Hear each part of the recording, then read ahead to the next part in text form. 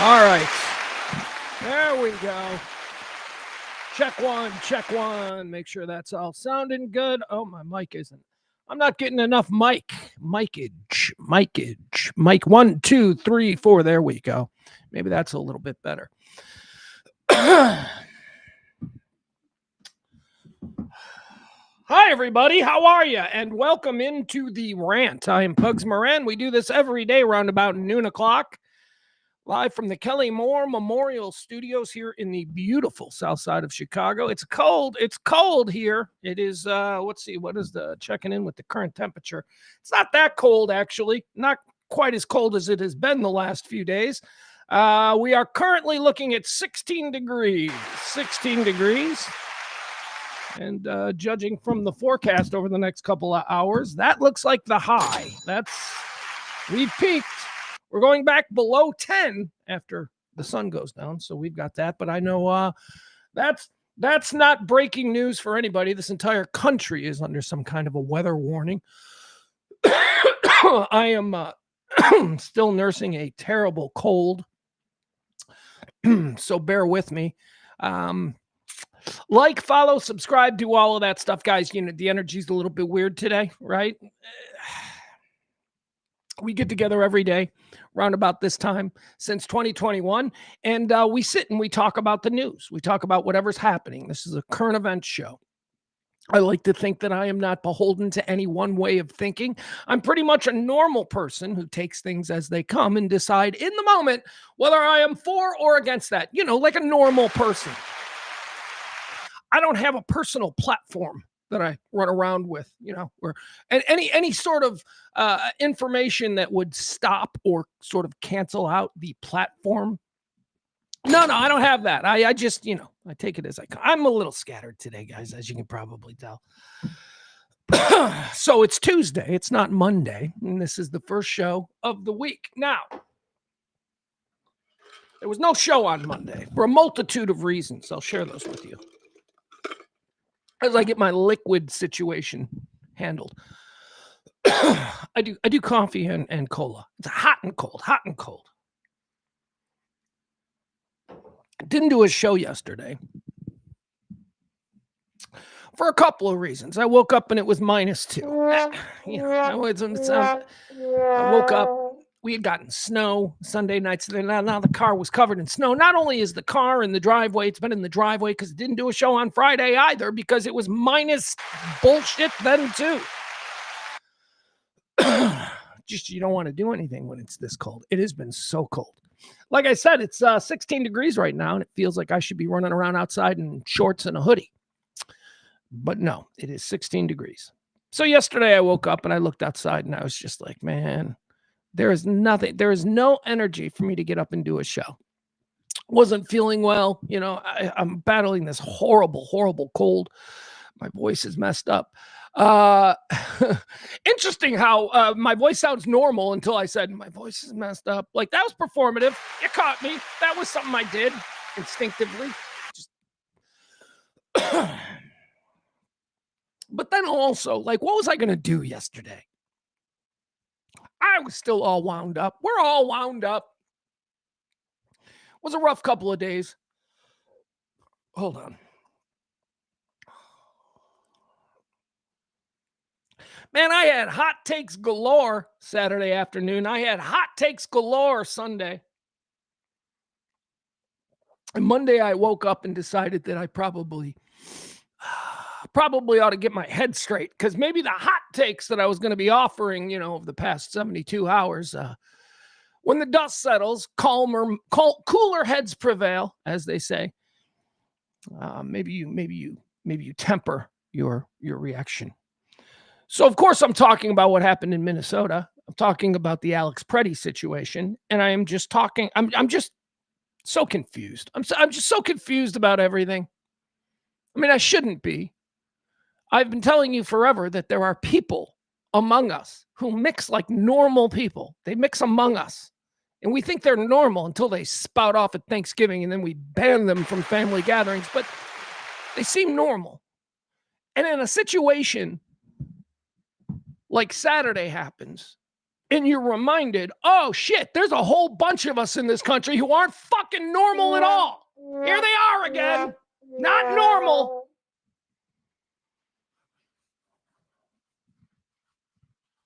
We all saw the video, right? I mean, the video's everywhere. We're going to watch video. Oh, we're going to watch a whole bunch of video, and I'm going to have comments, and I hope that you in the chat room have comments as well, because we're going to do heavy chat room comments today.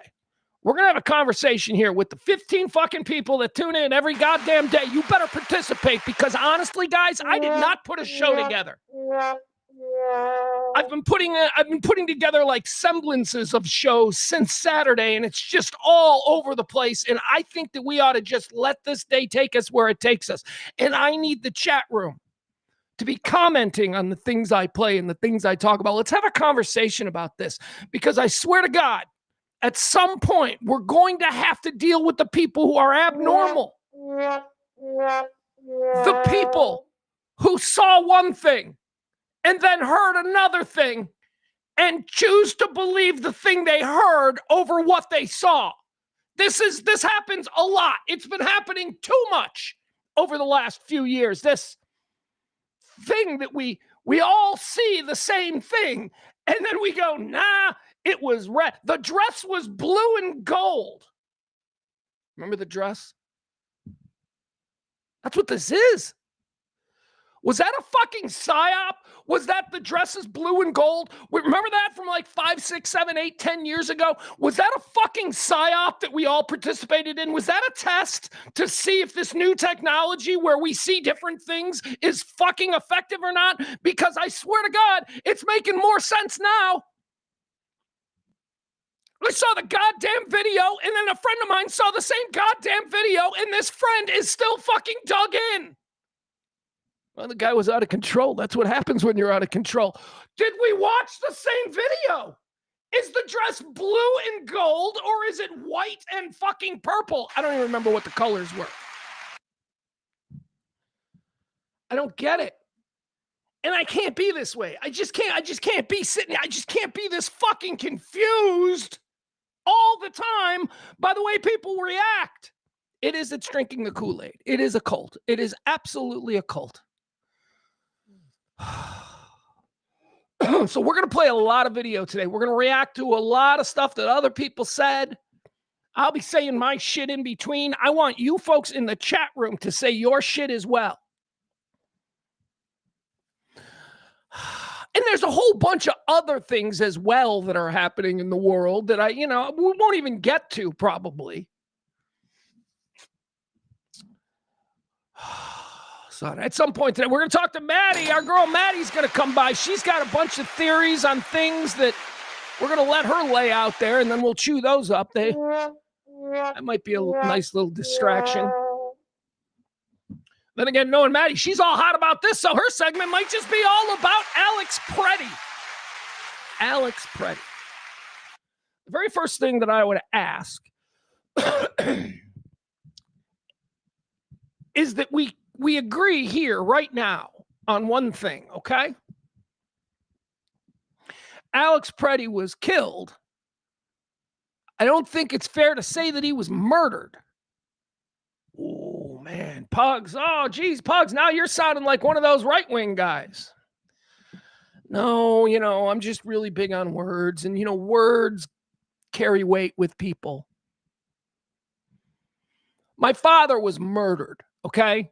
A guy came up to my dad. He knew my dad had money on him. He pulled out a gun, and he said, "Give me the money or I'll kill you."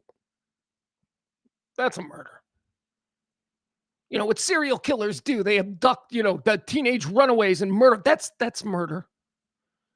But there is also another category where we kill people. Somebody was killed in this incident. Somebody was killed by unbelievably incompetent people who our federal government has given power to. This was a tragic accident that resulted in the death of an American citizen, by all accounts, a baller of an American citizen.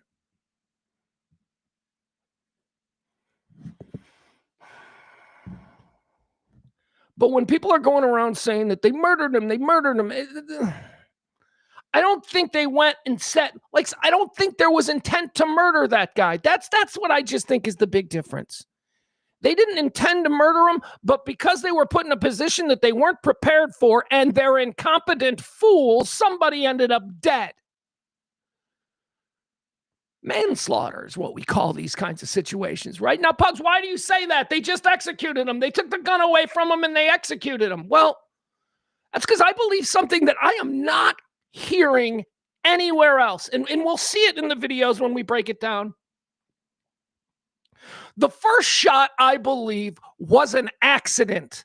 The first shot, I believe, and I believe that there is video and there is footage that proves it. The first shot came from the ICE agent who removed Alex Pretti's gun.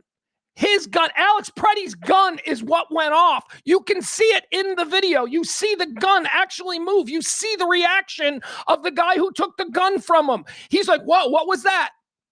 And then we can hear what happened. We hear the first shot, pop.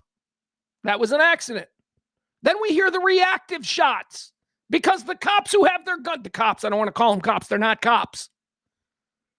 The federal thugs have their guns drawn. They hear a shot coming from anywhere, and they reflexively, because they're poorly trained and completely incompetent, they killed this guy. They thought he was shooting. Nobody is talking about this. And it's clear as day that this was an accident. This was an accident that occurred after the gun that was taken away from Alex Pretti accidentally went off. We have video that shows that. Was the guy who took the gun away from him incompetent? You know, I've got my buddy Ed. He's president, CEO, Grand Poobah of Radio Misfits. He knows about guns. Yeah, look at that. Guy from Chicago lives in a fucking penthouse. He knows about guns. How is that a thing? They don't know about guns. No, Ed knows about guns, and he'll give you an entire spiel about how that gun, that particular model, does not go off. But it did. I mean, I get that. I understand that, but it did, right? My computer just crashes all the time when it's not supposed to. It just goes, snap. It's not supposed to do that, but it did. That gun went off, and we will see the video. So that is the first thing, just murder. It's not murder. It's about incompetence, and it's about this lean into fascism and these kind of fascist behaviors being perpetrated against American citizens. That's what it's about. But murder, I don't know. Should there be charges brought against this guy? Absolutely. Without question. But they got to be manslaughter. He didn't go out and intend. He didn't say, hey, let's kill this guy. Hey, I'm going to kill this guy. Everybody move back while I execute this guy in the street. No, some poorly trained clown who used to be a Walmart security guard heard a gun go off behind him and panicked and just started unloading on this guy. And again, you can hear it. You can hear it in the video.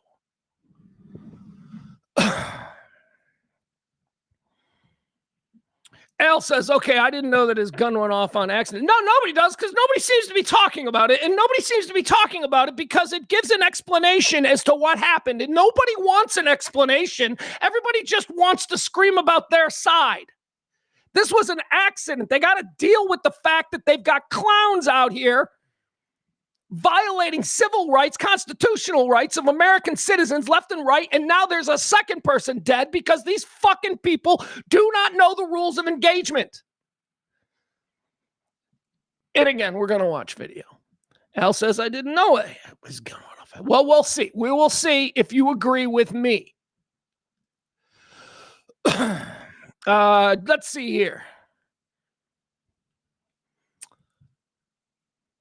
New to the chat room, GS Mills. Welcome, GS Mills. He says, did you see the ICE agent clapping at the end? Yeah, I've seen all the footage. And again, there is, as soon as it happens, there is an ICE agent whose back is to, well, actually, it depends on what video you're seeing, what angle. But the ICE agent, when it's over, as everybody's moving back and they realize what's happened, the ICE agent goes like this, okay? Claps. A lot of people are like, look at him, they were celebrating. I don't know that he was celebrating. I mean, look, I think he's probably a piece of shit. But I don't know that we say, oh, they were celebrating the murder. I don't know. I think that might just be, all right, let's break it. You know what I mean? I don't know that it was, yeah, we killed one. I think it might have been, all right, let's go. We got to handle, I don't know that. So I appreciate you pointing that out. And I saw it too. And I have seen some of the, well, he was celebrating. Again, like murder, words matter. I don't know that he was celebrating. We don't need any of this extra stuff. We've got the video. We know what happened. We don't need to extra gin up the resistance with killed and celebrating. Now, look, we've got video of ICE agents in Minneapolis. They are pieces of shit. They are the most unprofessional thugs that you could give a federal badge to and drop in a foreign city. They are pieces of shit, and we will see video of that. But again, I don't know, celebrating again, we need to be careful. We don't know. Barney says all the videos on the news mute the audio. I don't know what news you're watching. What do you mean on the news? I've been watching exclusively CNN and MS Now over the past 72 hours because they're the ones that are actually covering this. I don't know if you're watching Fox News, Barney, or Newsmax or whatever the fuck you watching. I've seen some of your posts this weekend, Barney. You're, I don't know what to think of you, Barney. Barney's like, Barney, aren't you the one? Barney, aren't you the one who said, well, they shouldn't be honking and causing chaos? Yeah. Barney's the guy that in 1776 would have opened his window in the middle of the night and tried to call the police on Paul Revere. You're making all that noise. What are you doing? Fucking trying to sleep here. I got goats to milk in the morning. I'm Barney from the 1700s. And this fucking Paul Revere guy, fuck this guy. I mean, we really do know. We really are seeing now in the reaction to this, we are seeing who in 1776 would have actually been a patriot, who would have actually been a non-loyalist. We are seeing the loyalists and how easy it is to just be like, but I'm comfortable and things the way they are, they're not affecting me yet, so go King. We're seeing that. What are they honking for? Because there are people in their community who are taking charge of the situation and telling the world that they don't appreciate federal thugs being dropped in and fucking with their neighbors. That's what's happening. And it ain't Soros-funded skateboarding Antifa fucks. It's not that. It's good people. It's the people of the neighborhoods who are out, and we'll see endless examples of that. But no, they all got to be fucking lesbian, libtard, California, Soros-funded skateboarder punks. That's what they got to be, because you got to stay hateful. These are regular Americans. These are Midwestern Minnesotans. The fucking state who brands themselves with Minnesota nice. That's who these people are. Stop it. So the people were in Chicago a couple of months ago when they were doing it here in Chicago. It was just neighborhood people. Soros funded. Fuck you. They're being paid. Fuck you, man. Whatever bullshit you need to tell yourself to somehow stay against the people of America, do it. Do it. Drink your Kool-Aid. Keep supporting whatever fucking, you know this is wrong. And now the whole Second Amendment thing, that was a funny turn, wasn't it, over the past 72 hours? You don't bring a gun to a protest. Cut to endless fucking pictures of right-wing motherfuckers at protests with gigantic military-style weapons. You fucking hypocrites. Kyle Rittenhouse was a hero. Fuck you. Fuck you. Now it's, you don't bring a gun. You have no consistency, therefore you have no legitimacy. Therefore, we have to be done with you people. The 15% on the right we're talking about now. I talk a lot about how this show is for the 70 in the middle. It ain't for the 15 on the right, and it ain't for the 15 on the left. It's for the rest of us normal people. Well, right now, we're talking about the 15 on the right who don't know what they're looking at or refuse to accept it because it will somehow challenge their entire personal brand. I'm the MAGA guy. My guy does nothing wrong. Let me ask you this. Has ICE ever done anything wrong? Ever. Are they just fucking perfect? Because if they are, then explain Bavino being fired. Explain him being benched and sidelined. If everything they do is perfect, then why are they making changes? They're all over the world. They throw out in the initial moment what they hope you will swallow. And then when you don't swallow that, they have no compunction about completely changing their entire opinion. Trump now says he was legally allowed to carry that gun. That's what Trump is saying now. Why? Because the NRA got pissed at him. Fucking people are nuts. We live in a world now where, like, lefties, apparently he's a lefty because he's an NRA member. He was an NRA member. He was a concealed carry guy. He was an outdoorsman. He was a veterans nurse. He worked, his literal day-to-day job was doing the fucking shit you won't do. Helping people who you drive around in your cars with fucking bumper stickers that say support the troops, and then you don't do dick. And I know this because I worked for years for veterans charities, going into big fucking corporate buildings, seeing parking lots filled with American flags and we support the troops and all that bullshit, and then being told by corporate people, no, sorry, it's not in the budget this year. Fuck you people. You don't support the troops. You know who did? Alex Pretti. And you can listen to it. There is a 12-minute compilation circulating that we're not going to listen to today because we don't have 12 minutes for it, but you can find it. It's a 12-minute compilation of all of the veterans that this fucking guy helped. And they are crying, and they are talking about how he's one of the best people they've ever known. That's who you fucking people are demonizing as a domestic terrorist. That's what's wrong. You people are wrong. He was involved in his community, and he dedicated his life to helping veterans, and he was a concealed carry guy and a Second Amendment supporter and all of that stuff, and you fucking killed him because he was protecting a woman. And then some of you in the early, did you see this going on? He was beating up a woman. You tried to put that out, the fucking bots, the Russians, the foreign influencers, whoever it is that is flooding Twitter with Elon fucking not giving a shit. All over. He was beating a woman. And then they show like a 30-second clip at the end where he's trying to help the woman up on ice. And they're like, see? The ice was protected. Why the fuck was he beating a woman? Explain that to me. Let's do context here. He was helping a woman. He took a fucking blast of pepper spray directly in the face because he got in between an ICE agent and a woman who was protesting. But no, some of you monsters, and that's what you are, some of you monsters. Some of you monsters. I'd like to be there in 25 years. When maybe your grandpa or maybe your grandkid comes up to you in 25 years and is like, hey, Grandpa, I found this in the fucking garage. You were a Nazi? And then it'll show Grandpa the MAGA hat, and Grandpa will be like, well, those different times, and I was just doing, we just did what we were told. That's coming. That's coming for a lot of you fuckers. Your grandchildren will look at you like the piece. They'll be so depressed. They'll be so upset. Grandpa, I love Grandpa. Grandpa was a piece of shit. You just wait. Grandpa was a J6er? Oh, my God.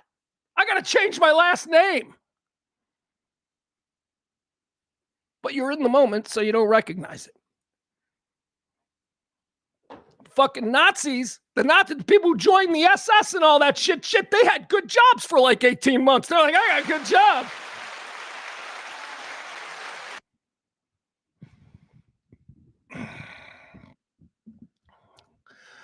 All right. Billy's in the chat room, says, happy Tuesday. Happy Tuesday to you. Fast Outdoor checking in with some weather in Frisco. It's nice and icy out in Frisco. Yeah, it's bad in Frisco. We got some fun video we'll show later. Susan Roberts. Oh, stop with your propaganda. Keep supporting criminals. Listen to this fucking cunt. What is going on? What criminal? Fuck you. Who the fuck are you, Susan Roberts? You're a piece of shit. Goodbye, Susan Roberts. That's how we handle new people who are pieces of shit. Susan Roberts is in the 15%. She needs to get the fuck out of here because we are sidelining those psychos for the rest of our lives. All right. Let's see what else we got. Fuck you, Susan, you dumb cunt. All right, Tom is here. See, this is why I didn't want to do a show yesterday. Tom says, Pugs, this is murder. Not first degree, because that is premeditated, but it's murder. Look, we can get into the legal hair splitting. I think you know what I mean. Premeditated is a thing. This guy was a... Look, we're just going to disagree. That's all. We're just going to... you may be right. Technically, I'm no lawyer. You may be right. All right, let's see. What else do we got here?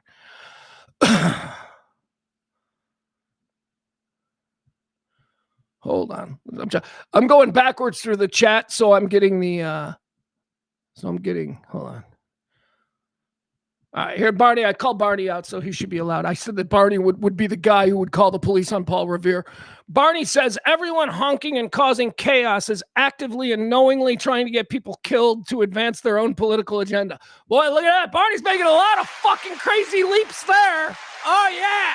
That's fucking brainwashed. Sorry, Barney. You're brainwashed. Al says, what's the real reason they are there in the first place, though, Pugs? ICE, what's the real reason? Well, it's that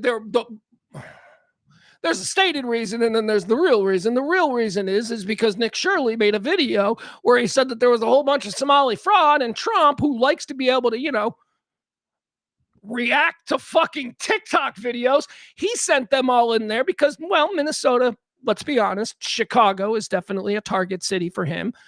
Chicago is the home of Hillary Clinton and Barack Obama and David Axelrod, and oh my God.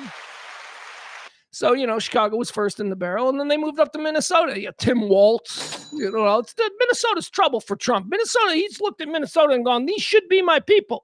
These are white, borderline racist Midwestern people. They should be my people, but they're not, and it confuses them. So, the stated reason that they went to Minnesota, ICE, is because they had an incredible problem with criminal immigrants.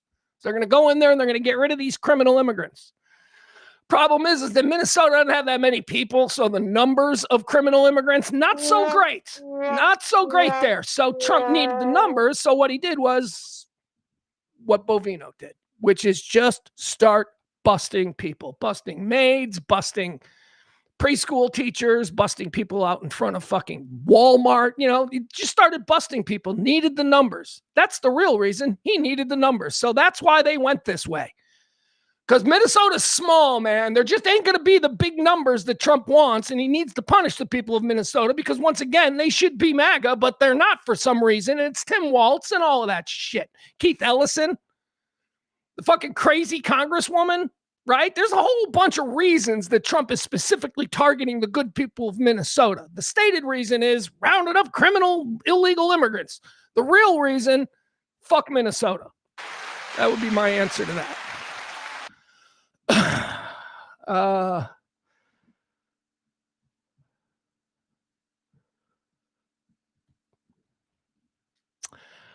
Al says, like I said before, we're threatening to go into Iran to help the people who are protesting. What about there? Yeah, I don't know. There's no the guy who is at the switches has no principles, so we don't know.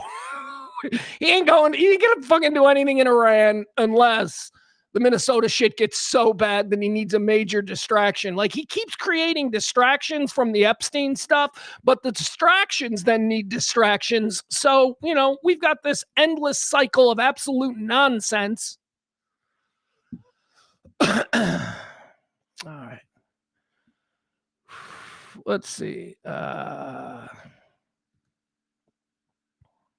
Goat says, how can they honestly defend this? Well, they can't, Goat. They can't honestly defend this, which is why we're seeing just rank dishonesty.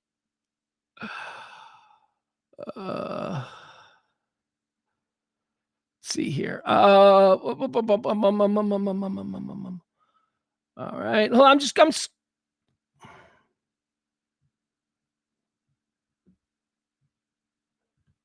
all right, Barney again. Barney carrying water. I mean, this is just, again, you'll never live this down, Barney. I like you, but you're never going to get away from this.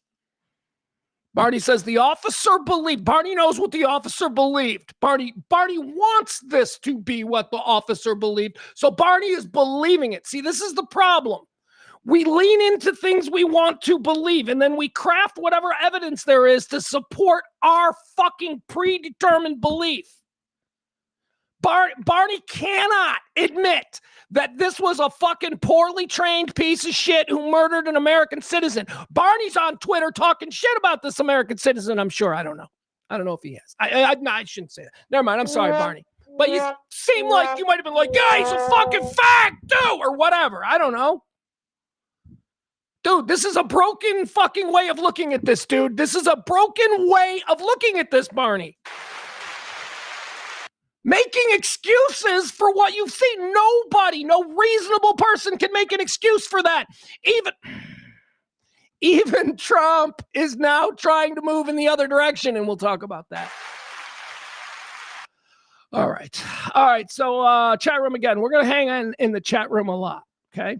All right, hold on. We got another new person. Let's see if this is going to be dangerous. Georgia Huckleberry says, to be honest, it was premeditated, not necessarily with this victim, but definitely with someone. Vance said total immunity. They took that shit to heart. Yeah, Vance, total immunity is not true. It's qualified immunity. I watched a breakdown on that this morning from a legal expert. So, yeah, J.D. Vance set these people up. J.D. Vance put it out there that they have total immunity. And they very well may have total immunity. But here's what we all know. They're not going to stay in power forever. And they're probably not going to stay in power for another year, right? I mean, the midterms are probably going to change all of this. So total immunity right now, maybe. But, there's going to be, yeah. There's going to be accountability. Because Barney's important in this chat room. We let Barney speak. Barney says, I was backing you saying it's not murder. Well,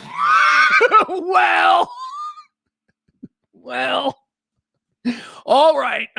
But look, Barney and I are friends, and Barney and I have a relationship with Barney the way I have with a lot of my IRL friends and real life friends down there in Texas. So you weren't, well, we're fine.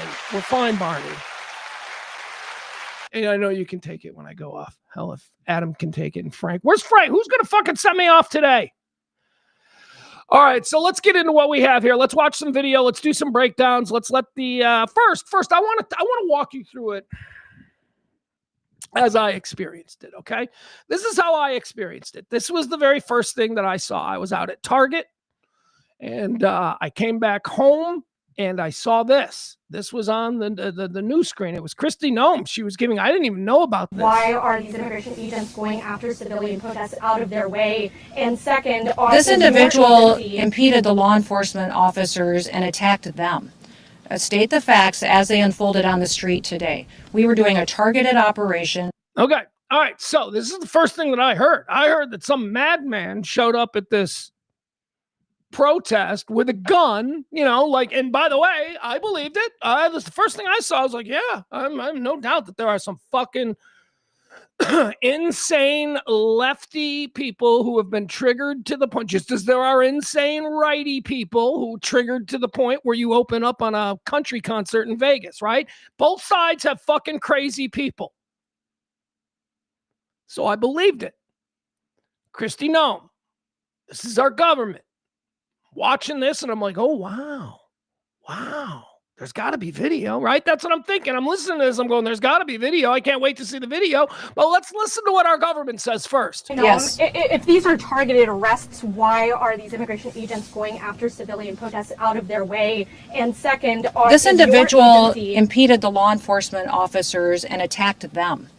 State the facts as they unfolded on the All right, the facts are that he attacked the police officers. Okay. Street today. We were doing a targeted operation against an illegal criminal. No, they weren't. And this individual came with a weapon and dozens of rounds of ammunition and attacked them. No, he didn't. And these agents took action to defend their lives and to defend the lives of the people around them and acted according to their training. And we will continue to let this process go forward and not allow. So what is she telling the American people here as we receive news of this tragedy that unfolded on the streets of Minnesota? What is she telling us? This is the official government view. This is some fucking Stalin shit, man. This is some straight up Baghdad Bob. You remember Baghdad Bob? The bombs are not falling as the city is fucking lit up behind him. People like Governor Walz and Mayor Frey to lie about what actually unfolded on that street. Now they have deemed this situation an unlawful assembly, and these leaders aren't even cleaning up the situation that they have. What also needs to be noted is that she saw the video before she said this. She did not do this press conference without seeing any of the video that was circulating. She saw the video and then she went out and she did this press conference. That's who she is. As far as the violent riots that we see unfolding in Minneapolis right now, they need to be strong, take action, protect their citizens, and partner with us to go after these criminals that perpetuate violence and to keep our law enforcement officers safe. Let's all be grateful for people who take an oath every day and they go out to enforce the laws. Okay, we can't that do is this their anymore. job, is to We can't enforce do the that laws and to anymore. make sure No. Anybody who grew up around cops, anybody who considers them cop friendly or their background being cop adjacent, anybody, you got to fucking roll it. These are not cops.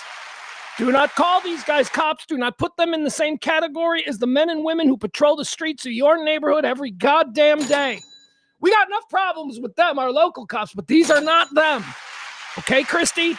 So there you go. That was how I was introduced to this whole story. I saw Christy Nome, the secretary of fucking blue jeans. That's what I think she is. She's secretary of hats. Yeah, she's secretary of hats and blue jeans.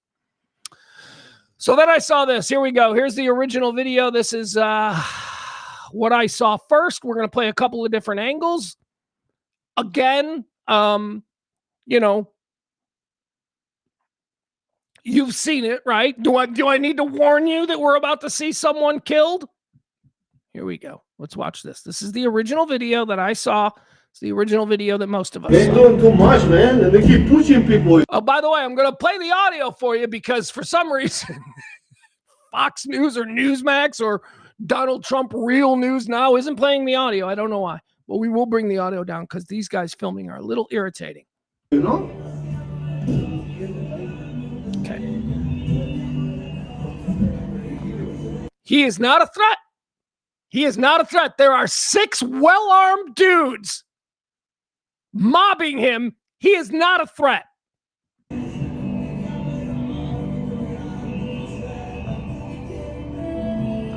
Okay, here comes the gun. The gun is about to be removed. This guy right here. This is the fucking fool who... No, maybe it's this guy. Hold on, wait. Yep, it's this guy. This is the fool. Okay, watch this. He pulls the gun out of Alex Pretti's holster. No shots have been fired yet. Hear the first shot? He is pulling the gun. Well, we're going to have better angles of this, but you can see he pulls the gun out and the gun goes off. And then there's a pause, and then there are a bunch of reactionary shots because the cops holding this guy down do not know where the gunshot came from, so they just kill the guy closest to him. 1. Holy shit. What the fuck? And look at this. This guy even knows what he did. Look at him. He's like, holy fuck. Watch the guilty run. Here it is. The gun just went off. Oh. And now he's looking back. He's like, what the fuck? And now he's looking around. He's like, did anybody see that? What the fuck? He's got the gun right here. He's holding the gun right there in his hand. The fucking gun went off. He caused this whole thing. Everybody else reacted to this fucking fool accidentally firing the gun. There are much better videos, and we will see those coming up. But that is my belief. The gun went off. It was a fucking tragic accident because these people are incompetent, poorly trained, and not really good human beings to begin with. All right, hold on. So there's one angle. That's the original angle. Here's the second angle. This comes from a woman on the street. I'll give you the audio here. Because apparently somebody's watching news where the sound isn't being used. I've heard nothing but sound on these. All right, here you go. This one will. All right, this is Alex Pretti right here. Okay? The government told you that he came here with a gun, that he was brandishing a gun, that he had all these weapons, that he was threatening the officers with a gun, and that they reacted defensively because their lives were in danger. Let's watch.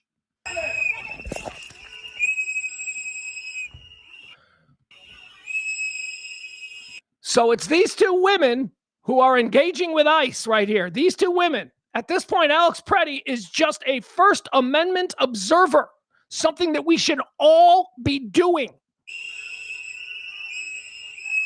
Because these fuckers ain't wearing body cameras. All right, so look, now he's trying to help traffic. He's moving traffic through. There's a car coming, and he's like, okay, let's let traffic keep going. This dude is out there observing. Go.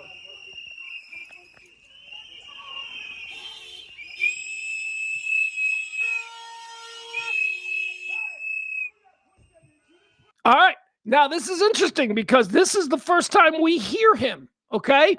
He says, hey, do not push her like that. That's what he says here. We'll listen again.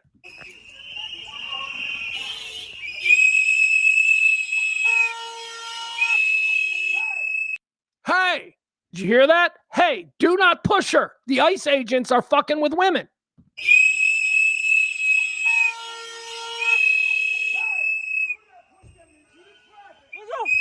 What the fuck is wrong with you?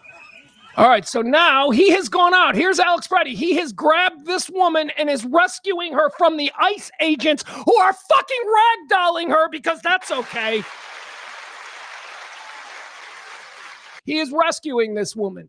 He is a man who spends his days putting back together veterans in the ICU unit at the Veterans Hospital. He does that during the day, and now here he is rescuing a fucking woman. Now, she's probably a lesbian libtard, so fuck her, right? But that's what he's doing. He's rescuing a woman. He is now taking the woman out of the situation, and he is being pursued by an ICE agent. He is removing the woman. He is attempting to de-escalate. And who is escalating? Well, guess. All right, so now there's Alex Pretti. He's got her out of the scene. And now this fucking guy is just going to ragdoll this lady because, that's okay. That's very alpha. There you go. By the way, also, Barney seems to think that if a woman hits a man, that it's all right for the man to, right? Isn't that what you think? All right. So, because I saw some tweets from you, Barney. Let's see. Did she hit this man? Who hit who first? Who became aggressive first? What the fuck is wrong with you? All right, one more time. He's dragging the woman out. He's trying to de-escalate, removing the mouth. And she's probably a mouth. She's probably a mouthy woman. Removing the mouth from the situation. The ICE agent, that's not good enough for the ICE agent because his feelings were hurt. And now he's got to fucking get his pound of flesh. So look at this. So this woman is yelling at him. She's like, you shouldn't be here. Get out. And how does he react? Wham! All right. Get off the street. Whatever. Hey, I don't know that that's terribly excessive. She was in the street. I don't think anybody should be touching anybody. But, the reaction from Alex Pretti is what killed him. The reaction to this moment right here is why he's dead. Okay? Watch it again. What the fuck is wrong with you? He's pulling her away. He sees this. And now he's getting between the ICE agent and the woman that was just shoved. He's got his phone in one hand, not his gun, MAGA. He's got his phone in one hand, and he's got his other hand raised up, blocking the direct shot of pepper spray that he's receiving. There he goes. He's taking pepper spray in the face. He is not being aggressive. He is being aggressed. He is being attacked with pepper spray. He is defending a woman here. He is not fighting ICE. He has not thrown one punch. He has not put his hands on an ICE agent. The ICE agents are putting their hands on him. So also, here is the video where he was beating up a woman and the ICE agents were rescuing him. Oh, fucking shut up. This woman is slipping on ice. This is all ice and snow. This is not good footing, okay? She's slipping on ice, and Alex Pretti is trying to help her up, once again, trying to remove her from the scene like he did a couple of seconds earlier. He is trying to de-escalate while being sprayed in the face. And now he's on top of her. He's being dragged off of her. He is covering her, I presume. And again, if I'm going to yell at Barney for presuming things, I presume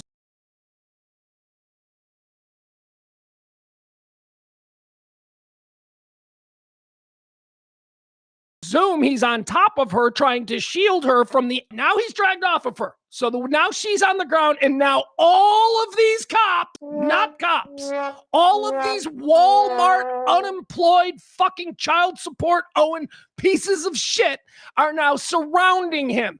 Kristi Noem said that in this moment, he was the aggressor and that these police officers were just defending themselves. Fuck people! The fuck is wrong with you? He is down on the ground. He is swarmed by cops with guns. Free.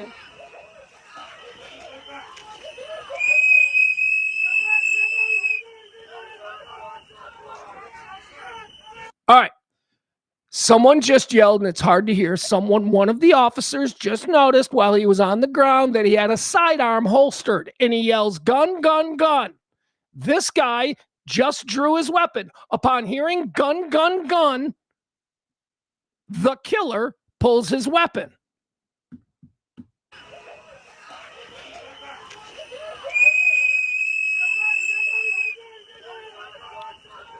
Gun, gun, gun. See, he just put his hand on his gun, gun, gun. He just put his hand on his gun. He is drawing his weapon. Gun is now pointed at the back of Alex Pretti's head. This guy right here, he is removing Alex Pretti's gun. Alex Pretti is disarmed at this moment, and the gun goes off. As he's removing it, the gun goes off. These guys all freak out now. These are reactionary shots. The first shot was an accident. The next 40 are intentional.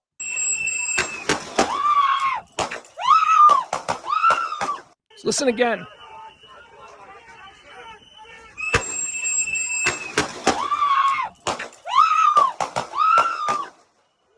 Why did they mag dump on him?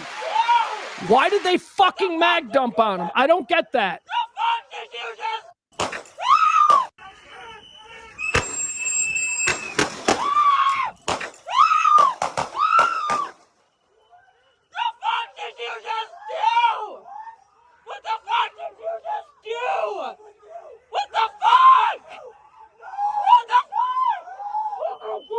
Man. Oh my God! All right. See, this is what happens. Tom, you're right. He was murdered. He was murdered. That was fucking, I'm just going to call it murder. All right. So I've come off it. All right. So now let's see. Just to be fair, we've got more angles. Let's see. Here's another angle. Here's a third angle of it. What does this one show us? Let's see. The third angle. All right, this is the one that's going to give us a better look at the firing of the gun after it's removed. This video here forms the basis for my belief that this was all a bunch of fucking Keystone cops tripping over their dicks because they're poorly trained and incompetent. Here we go. The video isn't going to show, of course. Video's not showing. Let's try it again. Wow, that's weird. The other videos work. Why doesn't this one? Why doesn't the video, third angle of today's shooting of 37-year-old male by agents in the U.S. Immigration and Customs Enforcement in Minneapolis, clearly shows one of the agents running away from the scuffle before the shooting, carrying the victim's handgun, a SIG PS-20. All right, I don't know what to do, guys. I'm sorry. I don't know what to fucking do. I don't know why this video won't play. Here's what we're looking at. This is... Every other video is playing. This one, not playing. Here it is. See? I can't even make it bigger. Look at it. It's just going to spin. I don't know. Let's see if there's another. Let's see. That's an important video, guys. All right, here's the aftermath. Let's see if this one plays. Oh, sure, this one plays. Okay, this is actually very telling. This is for all the people who think he had a gun. Okay, all the people were like, he had a gun. No, the gun was taken from him long before he was killed. Actually, not long. Seconds before he was killed, the gun was removed, and then he was killed. As soon as they had the gun away from him, then they started to shoot him. People are like, no, because Kristi Noem and Bavino, they're like, he showed up. He was going to kill a whole bunch of cops. You know, that's the story that our government gave us. Here is the moments following the death of Alex Pretti. Here are the ICE agents scouring his body, looking for the gun. They don't have the gun. They say, where's the gun? Where's the gun? He didn't have a gun on him, guys. Make sure we hear this, because this is, we're going to have volume on this one. This one will play. This one will play. The other one won't.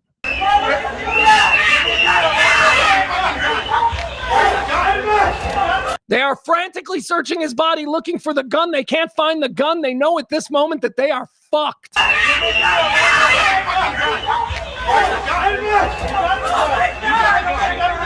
See, now he points over to this guy. Remember the cop who took the gun and accidentally went off, and then he disappeared over in this direction? They're now looking at him because somebody's going, no, he took the gun.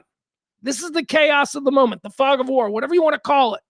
They don't know what's happening. Someone's dead, and now they're starting to realize that they may have fucked up.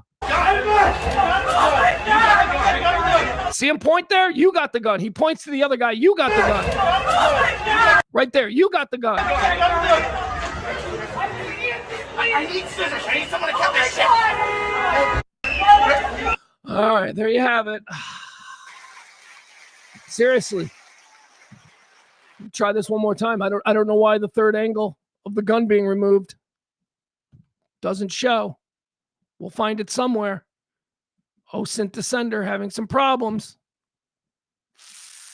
Fuck. No, it's still. Yeah, guys, I'm sorry. I don't know why this video is. It's the clearest view of the gun being removed. Somehow it's not playing. Let me try. You know what? Let me try something else here. Hold on.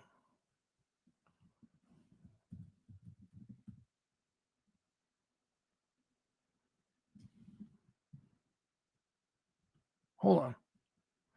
Trying to find. It's important video.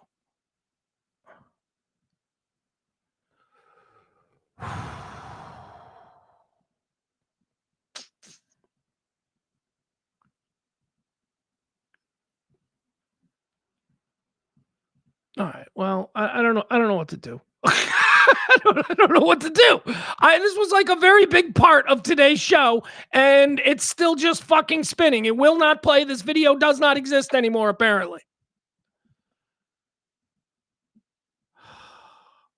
All right. Well, let's look here. All right. Well, it says here, this is the clearest angle of the gun, and it's got the sight on it identical to one shown in the MAGA post, meaning he was disarmed before they shot, meaning it was murder. Okay, that's what this person says. Here's a picture of the gun. Again, the video is more clear. The video actually shows it going off. Here it is again. It's being removed. He hasn't been shot yet. This fucking clown. This is the guy that's responsible for it. This gun went off. That's the first shot. In the video, you can actually see him react to it. You can see in the video the gun go like that as the first shot goes. He fired the gun accidentally, on purpose. I don't know. But this fucker is the guy responsible for all of this, and nobody is talking about it. All right, let's go back and see if we can find this. Seriously, this video is really important. More video. I need maybe someone in the chat room found it. I don't know.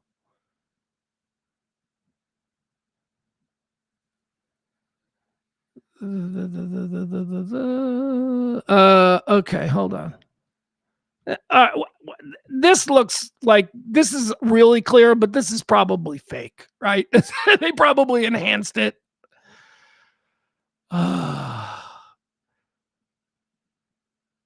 Wow. I'm trying to find an alternative video, a different video.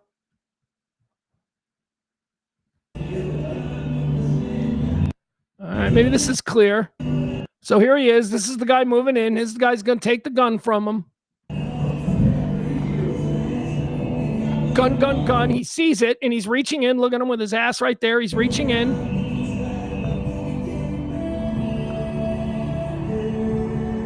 This isn't a good video. Here it is. Okay, here's the gun. He has removed the gun. Are you ready for the shot? You're going to hear the shot just as he turns and starts to walk away. Did you see his arm jump? Did you see his arm recoil from the gun going off? And then he immediately looks in this direction like, holy shit. Watch.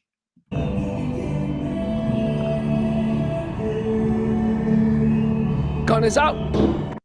His arm literally... This is the guy who fired the fucking shot that the rest of them reacted to. They heard the shot and reacted. Oh, Look at, he's looking around like a guilty motherfucker. He knows what he did. Here it is, right? It hasn't gone off yet. Watch, it's about to go off, and you'll see his arm go like that, just a little, and then he immediately looks around like, oh shit, did I do that? oh shit! What the fuck? They killed me? Did they fuck? Doing too much, man, and they keep pushing people, you know. Here it is again, one more time. It's about as good a video as we're gonna get.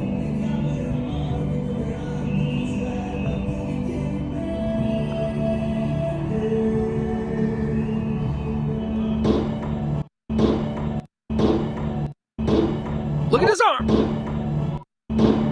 Oh, Look at his arm. Fucking gun goes off. The gun goes off. That's the first shot. They react to this fucking guy, and nobody is talking about this because it explains it all. And where's the fun in that?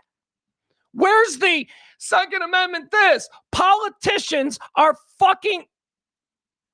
I don't even know if it's politicians. I don't know who it is anymore. I think it's billionaires. Honestly, I think it's billionaires. I think they're calling all the shots. But nobody is talking about that, guys. And it was one of the most obvious things on Sunday morning when I'm looking through all this video. I'm like, holy shit, this was all just a bad chain of events. This was just a fucking poorly trained, incompetent fool who didn't know how to handle a firearm properly. And he removed it from the scene. It went off. And then the other fucking jugheads thought somebody was firing. So they just instinctively began firing. That's what happened here. That's what happened. It was a terrible fucking mistake. All right, Georgia Huckleberry. She says the guy who shot Good is a 10-year vet of ICE. The one who shot Pretti is an 8-year vet of CPP. They're all inept. Yeah, well, yeah.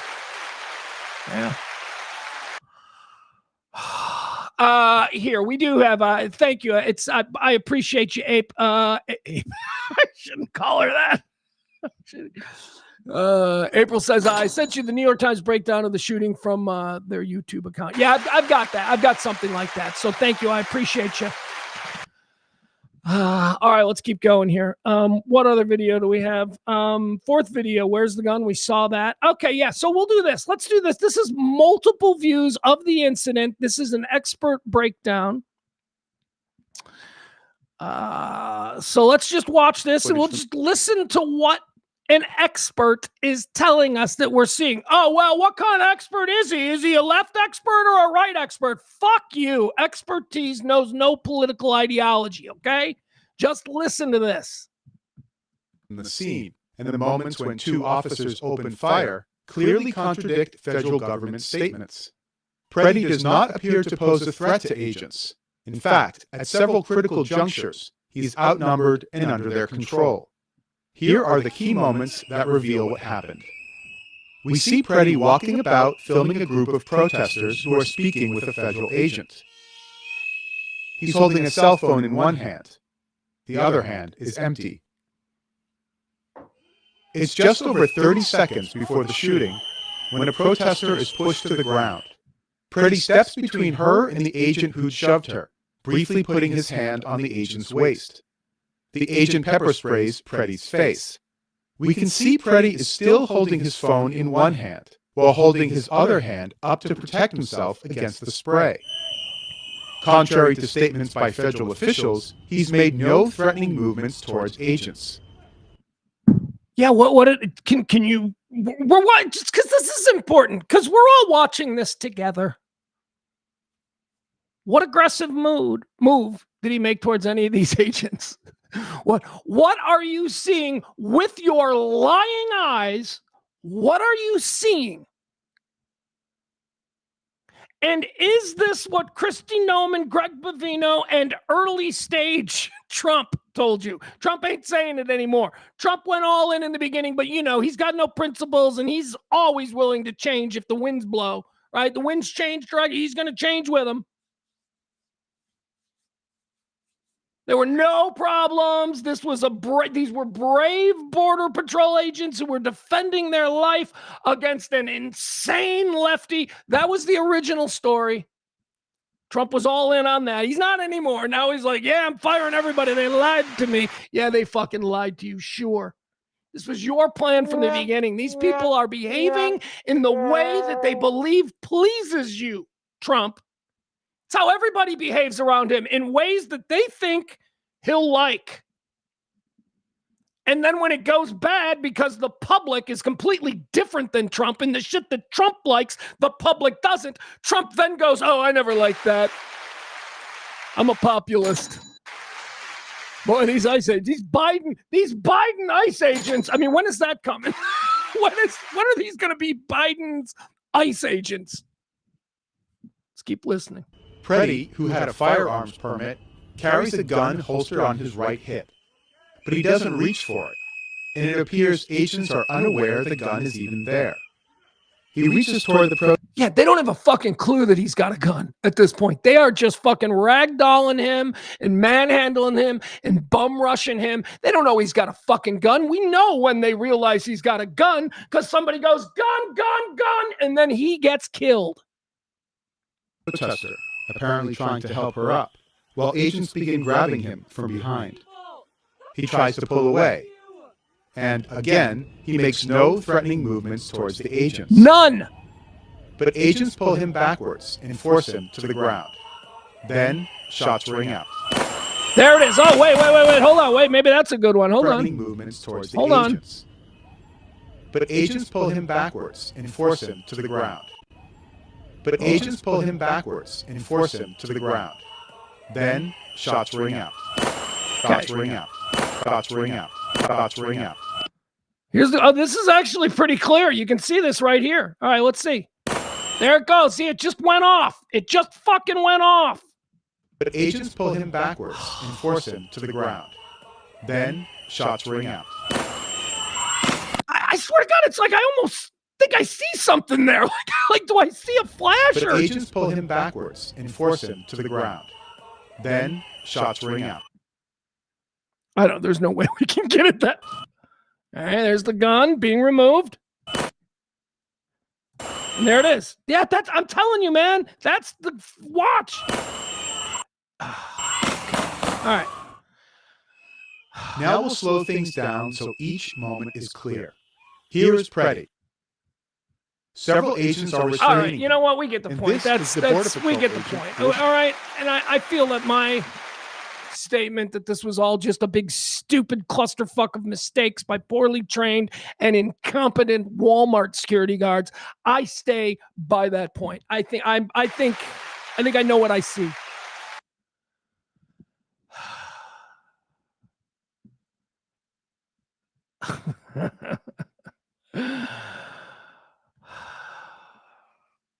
Mikey D says people will see what they want to see.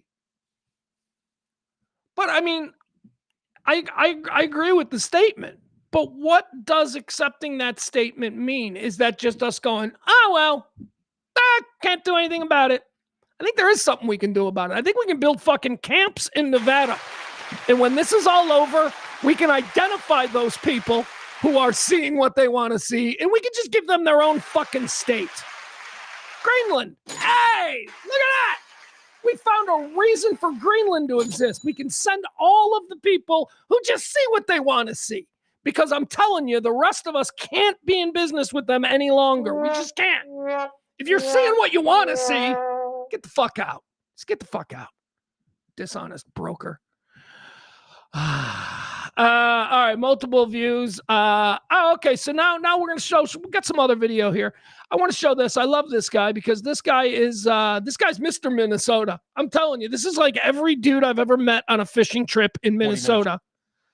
Comes to us from MS Now, because the only good coverage of this that you got this weekend was on CNN, or formerly MSNBC, now called MS Now. The only people who are actually covering this shit, not Fox. Fox was all into Iran. That's important, and that's fine. Fox, they decided to take a different lane. There are a number of crazy things happening in the world. But if you wanted to see real coverage of what was going on in Minneapolis this weekend, it was CNN or MSNBC. People will see what they want to see. Here we go. Let's show this guy. So this is Mr. Minnesota. This is just a dude on the street. Remember, you are being told by the people you follow on Twitter and Instagram and Facebook and all this, you are being told that these are left-wing, libtard, LGBTQ, tranny, Antifa, George Soros, trucked in, they don't live there, not people of the community. That's what you're being told these protesters are. Why? Because you're allowed to hate those people. You haven't been properly prepped on how to hate an average citizen of Minnesota. So when you see him, you're like, well, he doesn't have a skateboard. Here you go, Mr. fucking Minnesota. From now, we are going to hear. This is who's protesting.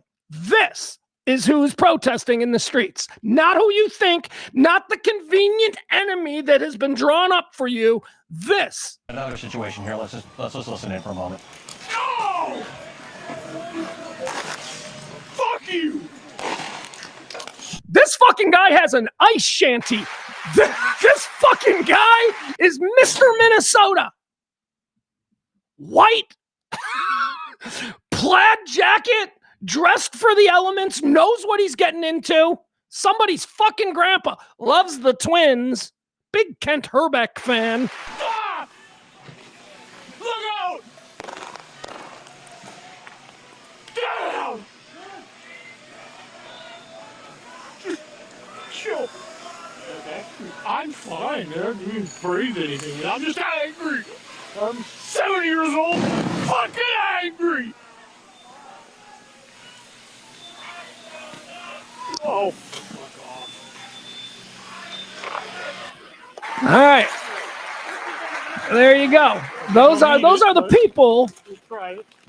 Those are the people that are standing up for their communities. Those are the people who see these out-of-town fucking federal troops dropped in, and they will not stand for it. And neither would you, motherfucking Alabama. Neither would you, fucking Florida. Neither would you, Mississippi or Dallas, Texas. No, you wouldn't stand for it. But because it's not happening to you, you are comfortable painting the people of Minnesota as being the enemy as described. And you're being duped again. And of course you are, because you're the easiest fucking people in the country to dupe. That's who you've been pegged as. Easily duped, because your hatred causes you to fucking not think straight. That's what's happening. Those are the people who are protesting. Oh, I'm sorry. There was also a guy who was an ICU nurse his entire life at the Veterans Administration. He's there. He's dead now. There's also some lesbian mom who fucking, she tried to make a U-turn and she got shot in the face. She's not there anymore either. But she's easy. She fits into your hate fucking column, right? Because she's a lesbian. Yeah, she's an easy one. This Alex Pretti ain't an easy one. This Alex Pretti lived his life.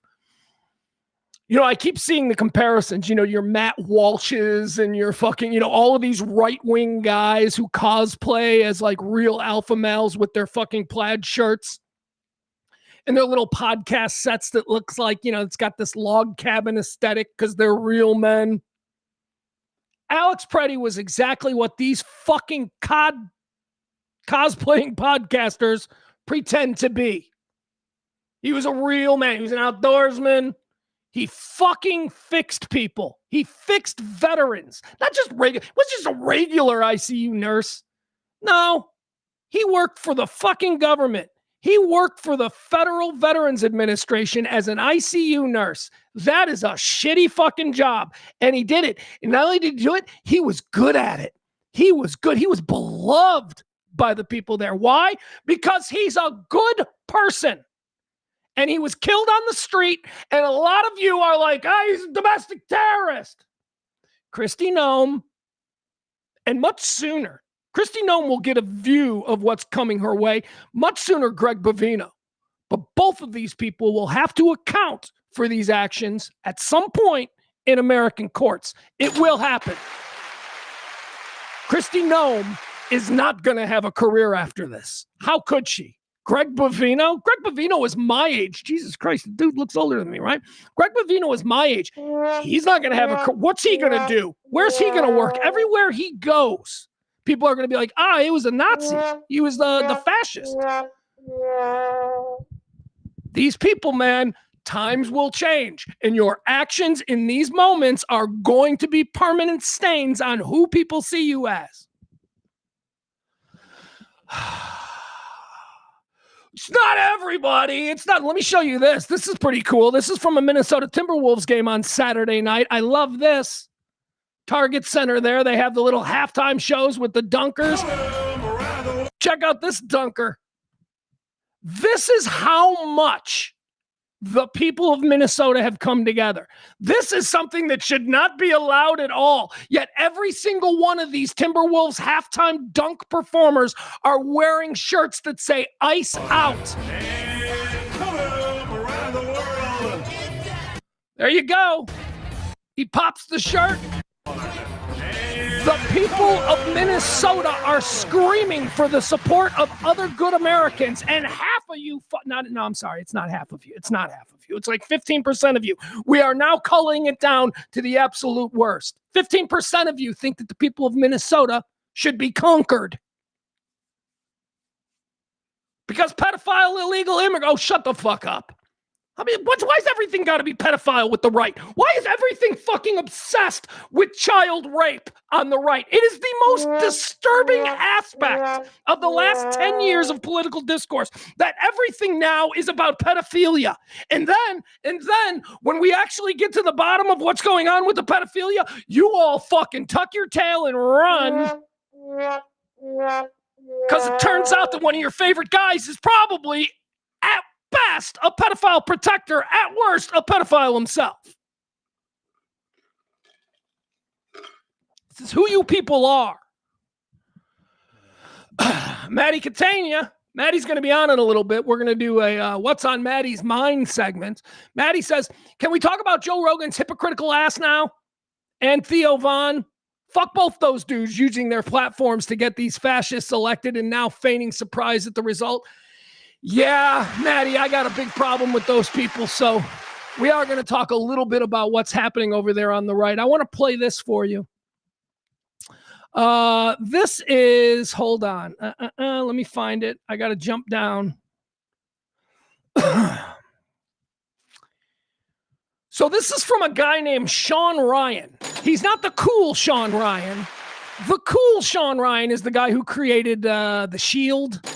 And I think he was an exec producer of Sons of Anarchy. Anyways, the real Sean Ryan, The Unit. Sean Ryan did The Unit with who's the guy? David Mamet. Sean Ryan, the cool Sean Ryan, is a television creator. This Sean Ryan is some chode, some fucking MAGA, fucking right wing. I used to be a Navy SEAL. I'm a man's man bullshit artist who has been fucking complicit this whole time in the rise of MAGA, normalizing it, using his credentials as somebody who could be described as an authentic American hero, using those credentials to fucking entertain the ideas of MAGA. Sean fucking Ryan. That's who this guy is. Now, I got some friends who are like, no, he wasn't always MAGA. Yeah, he was. He endorsed Trump. He endorsed Trump to his significant audience. He was a Trump guy. I'm sorry. So look at this bullshit. Look at what this guy's you know this drives me insane. But we also have to provide an off-ramp. We must provide an off-ramp. Where is it? Is it right here? Yeah. All right. I say if these people want to come back into normal society, that's fine. But here you go, MAGA podcaster Sean Ryan. When the American Empire, listen to what he says. When the American Empire finally collapses, historians won't be stunned by the greed of the elite. They'll be stunned by the loyalty of the poor. The working class didn't just vote against their own interests. You motherfucker! You motherfucker! You told the working class dudes who think a fucking Navy SEAL is maybe somebody that they should listen to. You told them to vote for fucking Trump. And now you have the fucking nerve to post this? When the American empire finally collapses, historians won't be stunned by the greed of the elite. They'll be stunned by the loyalty of the poor.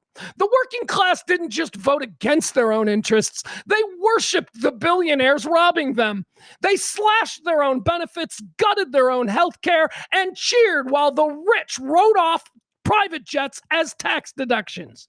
Not because it helped them, but because they were told it would hurt someone else. And that right there is how you rig a democracy without ever breaking a single law. Oh, well, thank you, Sean motherfucking Ryan. We got fucking Tucker Carlson coming over into this lane. Joe Rogan coming over into this lane. Fuck you people. Fuck you people. I've been doing this show every day at noon since 2021. This has been my fucking lane, and I've been doing it in obscurity, screaming at clouds, and now hoping, begging, maybe someday, maybe people will start to see things this way, and we can grow a nice little audience and have a nice little daily show. Well, it didn't happen in 4 years, and now I'm starting to see these other fucking monsters who have been sucking off the tit of MAGA for the last decade suddenly go, hey, we shouldn't put billionaires in charge. Fuck you. Fuck all of you people. Sean motherfucking Ryan. The fuck were you when people... Oh, I get it. The black lady had a funny laugh. Oh, yeah. Fuck her. She can't be president. She's got a funny laugh. What's the matter with you people? All right, Maddie, hold on. Maddie, we'll do it. We just got other stuff we got. Hold on, please, Maddie. You said you were free today, so we'll get to it. We'll get to it. All right, a couple other things I want to listen to here. What else do we got? I got a lot of video, man. I got a lot of video. And we also got news. You know, things have changed, but I do want to listen to some more things. All right, here you go. Here are some veterans. This is interesting. These are all a bunch of veterans. It's a compilation of veterans. Some of them, I believe. Oh, no, I'm sorry. This isn't the one. I thought this was the compilation of people that Alex Pretti, veterans that Alex Pretti had put back together. I thought this was that. It's not. It's just a compilation of veterans talking about what they're seeing. And, you know, let's listen to them, shall we? To destroy Alex Pretti's reputation with bullshit accusations. My name is Frederick Pogue. I was a corporal in the United States Marine Corps Reserves. Matt Gordon, Sergeant, United States Marine Corps. I was in from 2002 to 2011, and I am a patient at the Syracuse VA. Anthony Robinson, E5, United States Marine Corps. My name is Curtis Register. I was a major in the United States Marine Corps, serving from 2011 to 2021. The Manchester VA system and its nurses helped save my life. Kristen Cravens Hutton, United States Army Corporal. David Hutton, Sergeant First Class, retired Army. Melissa Corrigan, United States Navy, Petty Officer Second Class. I want to talk about Alex Pretti. The man shot and killed by federal agents in Minneapolis this morning. He was a nurse with the United States Department of Veterans Affairs. Alex took pride in taking care of his veterans. All of us are gutted by his death. Whether you knew Alex Pretti or not, every veteran who knows VA nurses should be outraged by his killing. And that's why we as veterans must speak up. Because already Trump and his goons are trying to destroy Alex Pretti's reputation with bullshit accusations. White House aide Stephen Miller is trying to smear Alex Pretti as a domestic terrorist. I am enraged by the death of Alex Pretti. And let's call it what it is, the unwarranted killing of not just an American we swore to defend, but of a man who dedicated his life to our care. A life cut short by authoritarian brutality. To every veteran. To every American. Don't let Trump and Miller dishonor the life of Alex Pretti and his service to America's veterans. They took his life. Don't let them take his name. All right. Fuck those people, right? Fucking libtards. You see all them fucking Soros-funded lesbian skateboarding fuck you, man. Fuck you. There's not just two kinds of people in America. It's not just fucking Kool-Aid drinking weirdo MAGA folk, and then everybody else is a libtard who wants to have a sex change. You're fucking, man, you people suck. You people suck, and you need to be silenced, and I'm done pretending like the 15% on the right is just some simple little group that we can easily ignore. No, it's time to persecute them. It's time to mock them. It's time to start making fun of them relentlessly. Make it so fucking uncool to be publicly MAGA that they have to shut their fucking mouths. Let's make it the way it was before MAGA, when people shut their fucking mouths because they knew that the shit they thought wasn't going to be socially acceptable. Let's start to regulate civilized society again. What do you say? What do you fucking say? All right, one more thing here. I want to play this. And then here's what we're going to do. We're going to play one more thing, and then we're going to take a quick break because I got to pee and I need fresh coffee. And then we'll reset and we'll do some more. We've got some news. This is, I've made my thoughts clear. I'll let you know what's going on with Bavino and Nome and Homan and all of this stuff. We'll talk to Maddie. We got to do that. But first, before we do that, I want you to listen to another person who I absolutely love. This is, I understand they're a stand-up comedian, but I've never seen their stand-up comedy. I just know them from my Twitter feed. And every time I see something from Trey Crowder, I always stop and listen because this guy is smart. This guy is decent. This guy's funny. And he's all-American. This is an all-American dude. Let's listen to Trey Crowder and what he thinks happened there in Minnesota. This is good. You'll enjoy this. He's terrific. Follow him, by the way, if you don't. Trey Crowder on Twitter. Well, we've officially reached a point where it's apparently too much to ask that a federal law enforcement agency not execute Americans in the streets, and further, that is a divisive position to take. Like, how the hell did we get here, y'all? Oh, right, the other candidate was a woman with a weird laugh, so really we had no choice. Yeah. Thank God we dodged that bullet. Of course, now Americans have to dodge literal bullets fired at them by their own government for little more than peacefully protesting. But hey, at least we're allowed to say the word retarded again. And speaking of that word, these ICE agents, man, some of these guys make Kyle Rittenhouse look like Sergeant York, y'all. I mean, who am I kidding? Obviously, Rittenhouse would fit right in with these rock-chewing cosplayers, but they suck, is my point. Right? They're violent, they're dangerous, they're incompetent. I'm pretty sure a lot of them get off on this shit, so as long as they fill the streets, so too shall the blood of the innocent. In this case, Alex Pretti, who absolutely was innocent, just like Renee Good, and just like Renee Good, taking his life wasn't enough. They have to attack his character as well, I guess, because if they found out that he had a DUI 15 years ago, somehow that would completely justify the government murdering him in front of us all. But Alex, like Renee, had the audacity to be a good citizen, and that has really pissed him off. Now, the truth is, this man was damn near built in a lab to represent the exact version of America that they claim to want. A white male 2A supporter who dedicated his life to supporting the troops and then gave that life defending a woman from agents of a tyrannical government. If the right had any integrity whatsoever, they'd already have his statue commissioned. But integrity's gay, so instead they call him a domestic terrorist who deserved it. Real patriot shit, guys. You know, y'all shouldn't be surprised when someone who ICE murders for protesting their tactics turns out to be a good person.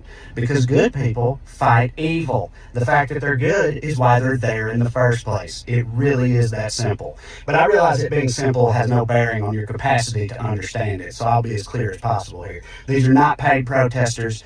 They're not Antifa super commandos, professional agitators. Okay, George Soros didn't promise 60,000 unemployed bi-curious Minnesotans to give them all a coupon for a free wheatgrass smoothie if they show up and harass ICE. All right, like it should not need to be explained to you that when regular people see gangs of masked thugs rampaging through their neighborhoods, inciting violence and harassing school children, they become upset by that and want it to stop. All right, I know it's hard to believe in 2026, but not everything is political. Some things are just right and wrong, good and evil. And when one side is executing ICU nurses in broad daylight and the other side is peacefully demanding they stop that, you should not need to debate which one is which. So unless you want to find yourself telling your grandkids years from now, you know, back in his day, your papa was a real bootlicking piece of shit, then I suggest you wake the fuck up and see this shit for what it really is. Love y'all. There you go. That's Trey Cry. I thought that was pretty powerful stuff. He's always got good stuff. Real reasonable, thought out, thoughtful stuff. All right, what's going on here? I saw. Okay. All right, on the subject of Kamala Harris. See, this is. I love Barney, but he's severely broken. She was also pretty dumb. No, she's not Barney. She's smarter than you. She's smarter than me. She's fucking really smart. She's a really smart woman. I know it's no, she didn't have to go to law school or she didn't have to get good grades. She didn't get academic scholarships. No, none of that shit. She's dumb. Shut the fuck up. She's not dumb. You know what she is? She's better than you and me. She's a fucking hard worker. She's a comer. She's more successful than you and me will ever be, Barney. So I don't know. If she's dumb, what are we? Also, substance abuse. See, this is why you can't. And this is why I love Barney, because he makes me laugh. And I don't think he cares that I just laugh at him, but he thinks Kamala Harris has a substance abuse problem. He also thinks Michelle Obama has a dick, you know. Probably thinks that Barack is an agent of a foreign government. He had 8 years and didn't do any of that. But, you know, he's leaning into that. You cannot do anything with people whose brains have been poisoned over the years with nuggets of sugary bullshit that they just eat. They either, God, yeah, I don't like that guy, Obama, whatever the fuck is name. What, he's a foreign agent? Okay, I'm gonna go with that. He's a foreign agent forever. He's a foreign 8 years as the fucking president. Didn't once try to do any of the things that they said he was gonna do. But okay, we're still gonna lean into that. You just can't fix broken. And some people, some people just are gonna. I think he's a troll. I honestly think that Barney's a troll because I've met Barney and I know Barney and I've had regular conversations with Barney and he's smart. He's a normal, smart, thoughtful person. And then he says stuff like that and he really believes it. And I know that he really believes it because he really wants to believe it. And he goes with that. So I don't know what that means. I don't know what any of that means.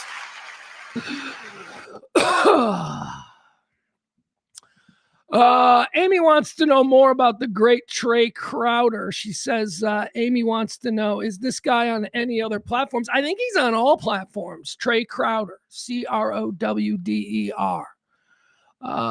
Yeah, okay. Looks like April maybe hooking her up. All right. So Barney on Kamala. That bitch is high and or drunk most of the time she's speaking, or she's retarded. Got to be one or the other. Can't just be that she fucking holds political opinions that you disagree with. It can't just be that. No, it's got to be personal because, she's neither retarded nor dumb. She's actually an incredibly accomplished woman. She ran for president of the United States, you fucking dick.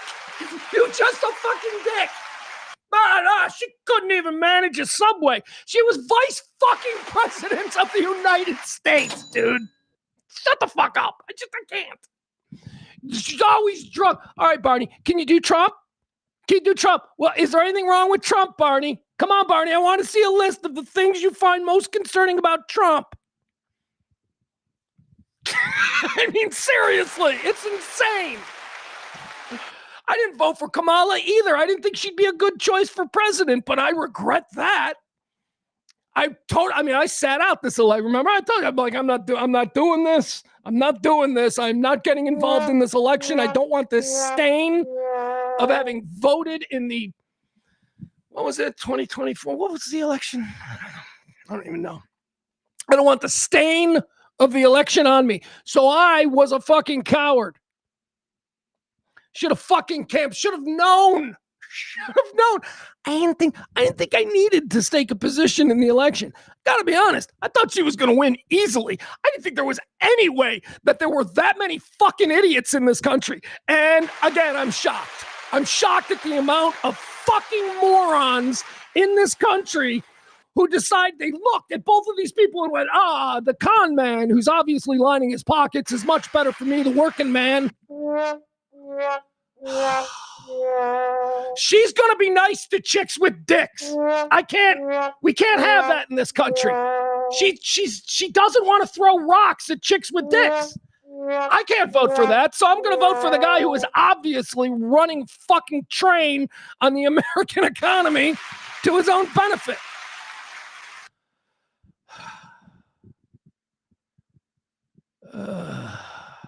All right, I love you guys. All right, here's what I'm going to do. I'm going to take a quick break, okay? I do want to say this, though. We do have an executive producer today. You know, we hit the ground running on today's show. We have an executive producer. It is Peter the Great. Thank you so much, Peter the Great.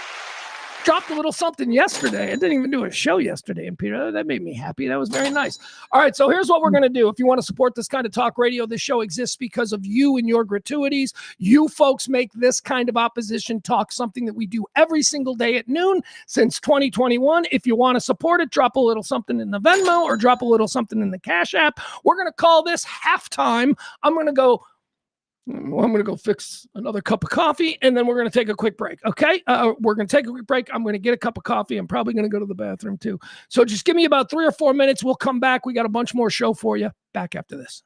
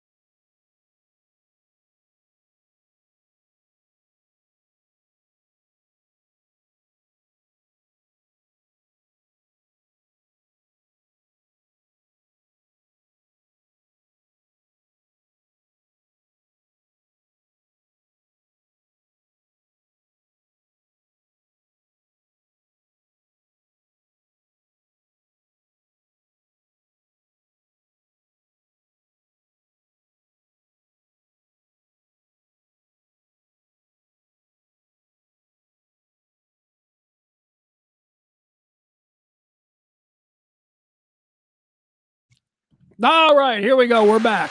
All right, very good. All right, we got a bunch of stuff we got to get to here, but still, I keep getting dragged back into it. Here we go. Barney says Trump ran for president and won twice. Political accomplishment is no measure of intelligence. I've also met a bunch of really stupid lawyers. No, you haven't. No, you haven't. No. To get through law school, you have to have a certain level of comprehension. You've not met stupid lawyers. You've met lawyers who made decisions that you disagreed with, that you didn't like, but you didn't meet stupid lawyers. And don't compare Donald Trump, who was born into the lap of fucking luxury and paved a road of gold by his daddy in every pursuit he ever... Don't fucking compare that to Kamala Harris's experience growing up. Oh, I know. You're now going to say Kamala Harris was actually backed by a trilateral conglomerate of multi-billionaire lesbians who then wanted to push her all the way. Fuck you, dude. Stop it with your craziness. Kamala Harris is a black girl, okay? She got into law school. She fucking kicked ass. She had to work her way up. She matriculated through the California political system, from everything from a district attorney all the way to attorney general to then vice president or senator to vice president. I said, fucking shut up. Trump never had to fucking work hard for anything in his life. You making these comparisons just show how fucking broken you are, dude. Stop it. You are carrying water for the rich. You are so fucking blinded. The rich guy, the white guy, the rich guy, he's the guy I want to be. I'm going to kiss his fucking ass. Stop it, man. Stop it. You're a working man. Stop turning on your own fucking people. Boy, Texas has done a number on really good working people. To that end, I keep telling you how I am desperately looking for the Mr. Smith. I am looking for the new crop of politicians, and they are starting to pop up. I told you about James Tallarico. We've been talking about him. He's the Opie farm boy, fucking church kid from wherever in Texas, who apparently doesn't want to kill illegals, so he's a libtard now, but he's making real noise there in the Texas Senate race. But there's another one. Do you guys know who Graham Plattner is? Graham Plattner is a badass. Graham Plattner is running for Susan Collins' seat there in Maine. And I am telling you, you look at Susan Collins and you're like, yeah, I'm going to vote for her over this guy. Graham Plattner is a vet, a war hero. He's an oyster farmer. He gets up every fucking morning and puts on those things. He's an oyster farmer from Maine. He's a Second Amendment advocate. He's all of these things. Let's give a little listen to a libtard, a real libtard. Actually, I'm saying that with tongue firmly in cheek. If this is what the new Democratic Party begins to resemble, then we've got a real opposition. Here you go. He's running for Senate in Maine. Probably going to win. Graham Plattner. Hey everyone, I wanted to make a video on this since Saturday, but I'll be entirely honest. I've not been sure what to say because I have so much on my mind. On Saturday, all of us witnessed from multiple angles federal agents murder Alex Pretti. In the days since, we have had to listen to the ghouls in this administration tell us that what we saw with our own eyes is not what we saw. Telling us not to believe our own lying eyes. Others in this administration have taken this opportunity to say that because Mr. Pretti was legally carrying a firearm, a constitutional right given to him by the United States Constitution, a right that he has as a Minnesotan, that he deserved to die. That was reason enough for him to be executed. Now, I have been a gun owner my entire life. I shoot competitively. I carry on occasion because it is my right as an American and my right as a Mainer. And to watch people in a party that for years has screamed about protecting the Second Amendment, to turn around and say that because this man had a holstered legal firearm, he deserved to be murdered by federal agents, is the height of hypocrisy and the height of unconstitutional behavior. We watch that video, and then we can see agents celebrating the fact that they killed him after they did.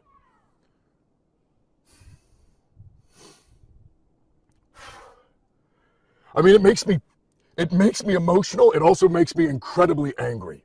This is an ICU nurse at the VA who has dedicated his life to helping veterans and helping his community, and then he is killed protecting his neighbors, protecting people in his community. Murdered, shot down by the state, executed in the street. This makes me shake with rage. I'm not shaking because it's cold. I'm shaking because I'm angry. And you should be too. This is an agency, these are agencies that cannot be reformed. Watching agents celebrate executing an American citizen in the street on camera shows just how little accountability they know they're going to be held to. Furthermore, after the fact, the federal agencies that killed the man are denying Minnesotan investigators access to evidence, access to the ability to investigate what occurred. But I'll tell you, we watched what occurred. You can see it in slow motion. They disarm him. He never goes for his firearm. And after they have taken his legal firearm from him, they dump a magazine into his body. We are living in a different political situation than the one many of us have lived in for years. We have entered a new time in American history. And this is a time where it's going to take all of us to stand up together and fight back against fascist authoritarianism from the federal government. I hope I can see all of you out in the streets as we resist this. All right, there you have it. That is Graham Plattner. He is running for the Senate. Oh, did I lose this? There we go. That's Graham. There we go. Graham Plattner running for the Senate there in Maine. Adam has a comment. Surprised you hadn't covered him earlier in the election cycle, especially with his many missteps he had early on. But how he handled them were clearly a lesson in how to handle a crisis. Well, yeah, I mean, I haven't talked about it. I think what Adam's talking about is his tattoo. Yeah, he's the one. We all heard those headlines. There's a Democrat in Maine with a Nazi tattoo. Yeah, I didn't cover that because that was a bullshit gotcha story. That was a nonsense gotcha story. And this is going back, I think October was when that story. So that's what Adam is referring to. He also had a defection of a number of people who were involved in his campaign that left just before the Nazi tattoo story was put out there. And those people left for reasons like, family reasons and all this. But it turns out that they were upset about, the coming story about the tattoo. So they wanted to distance themselves. But the tattoo is a fucking red herring. It is a gotcha. It is what... It's not a Nazi tattoo. What it is it's a stupid tattoo. It is a tattoo that absolutely was symbolism that was used during the Third Reich. But unfortunately, it's also a symbol that has been mainstreamed to some degree. The Iron Cross, the Iron Cross. We see the Iron Cross everywhere. MMA fighters all have the Iron Cross. The Iron Cross was on T-shirts. Dude, I have a friend who has an Iron Cross tattoo on his fucking bicep. Used to be a steroid monkey. Had this big Iron Cross thing put on. He ain't a Nazi. He doesn't even know anything about the Nazis. He doesn't have those views, but he was 22, fucking drunk, and got a tattoo that he thought looked badass. That's what Graham Plattner did. He was in the Marine Corps. He and a bunch of dudes got drunk, and they went out and they got a bunch of fucking cool tattoos. Turns out, like 20 years later, people are like, hey, that's a Nazi tattoo. And he's like, Jesus. That's what that story is. And that is why I didn't cover it, because I thought from the very beginning that seemed like a nonsense gotcha story designed, this is what I always tell you, designed to brand him early. The right got on that. The right wanted him branded as a Nazi because they know he's fucking scary as hell. He is a working class Marine veteran, small business, blue-collar business owner from Maine who's articulate and angry and running as a Democrat. And that scares the fuck out of the right, and it should. We just heard why. He doesn't fit the box that MAGA wants you to think. He's not Alexandria Ocasio-Cortez. He's not Ilhan Omar. He's not Chuck Schumer. He's a completely different kind of working class blue collar Democrat. And I am telling you, if that is what the new party shakes out as, I will be proud to proclaim myself a Democrat. The Democratic Party for way too long has not given a shit about the blue collar middle American. They haven't. They have sort of tied all of their ideology to this, and I hate to say it because, again, this is buzzwords. They've tied everything to like fucking Hollywood in the way Hollywood sees the world. The Democratic vision of America became Hollywood's vision of America.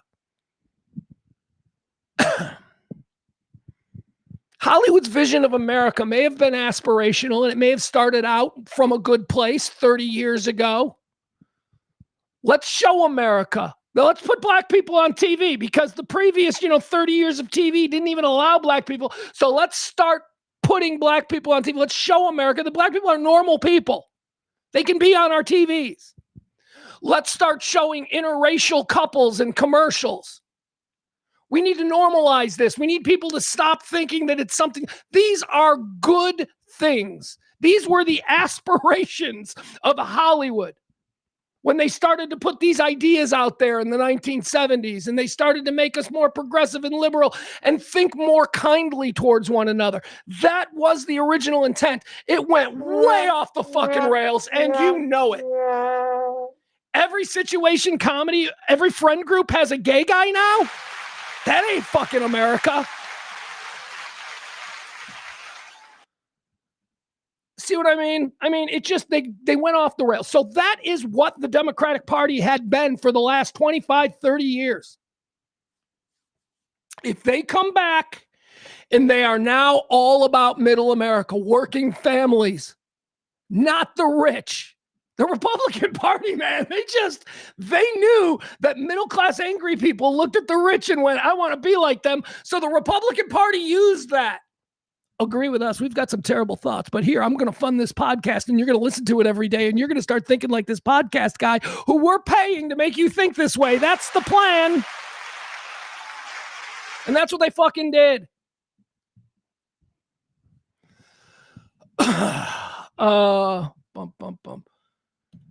Adam talking about Graham Plantner there in Maine. He says, many on the left wanted him to drop out. Glad he didn't. Yeah, me too. Yeah, many of the left wanted him to drop out.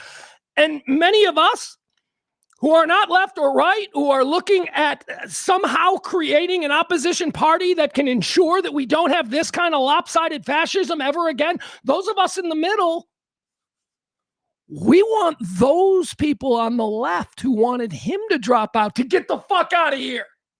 Get the fuck out. If you can't stand up next to somebody who talks the way he does as a Democrat and say, you know what? I see what you're saying about the tattoo, but this fucking guy, he didn't know. He was a dumb Marine, drunk off his ass, and he got a cool tattoo. How many of you out there have sketchy tattoos? Getting tattoos was a stupid thing. And there, like I said, I have a friend who walks around with an iron cross, and I always tease him about it. I gotta get covered. I don't know, man. It's not this. It's not, he made a dumb mistake as a kid. Now he's walking around with a fucking iron cross on his arm forever. People make stupid mistakes with tattoos. It doesn't define their ideology. Oh, do you think everybody that's got a tattoo has a real reason behind it? Or do you think they just got drunk and wanted some cool fucking ink on their arm? That's...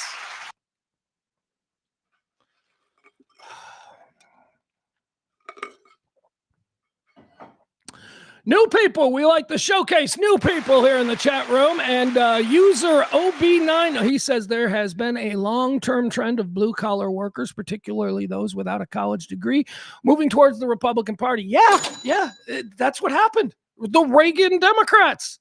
The Reagan Democrats changed everything. And the Republican Party, since Reagan, has been holding on to these people, despite the fact that their unions are typically aligned with the liberal causes. And I say liberal causes like that. I'm pretty fucking liberal. I am pretty liberal. When it comes to like your personal freedoms and what you want to do with your life and your house, I am pretty liberal. You do whatever you want as long as it doesn't hurt me, your neighbors, or society in general.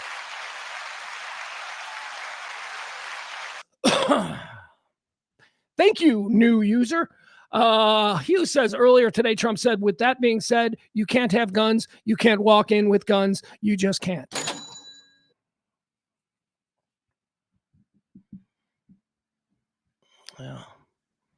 Yeah, Barney Hegseth. Yeah, I was going to say that, but I'm glad you said. I wasn't sure. I was like, I think Hegseth's got an Iron Cross. Stupid Nazi symbolism that people don't really know the origin of. You got to give the Nazis credit. You got to give the Nazis credit, man. They were stylish motherfuckers, and I am not the first person to say this. Weren't their uniforms Hugo Boss or Armani or something? Like one of those designers designed those cool-ass Nazi uniforms, the greatest military uniforms of modern age. Coolest looking, most fashionable. I mean, they're ruined forever, don't get me wrong. I mean, they're 2025, and we had Greg Bovino walking down the street in one of these Heinrich Himmler jackets. No matter how cool the jacket looked, and it's a cool jacket, we had to be like, no, can't wear that cool jacket anymore. It brings up too many. The Nazis were stylish, man. They had cool crosses, and they had cool imagery. I mean, it was all based on a horrible belief, an evil belief, but still cool. How do you think evil wins? Evil wins by showing us cool shit and making us go, oh, that's cool. All right. Thank you, Barney. Hegseth has an Iron Cross. We still got to talk to Maddie. You know what? There's other things that I want to get into, and I still want to talk to Maddie. Is Maddie still in the chat room? I don't want to occupy her whole day, but we got more stuff that we want to get into. We did the Vets on Ice. We talked about Trey Crowder. What else do we got here? What else do we want to listen to?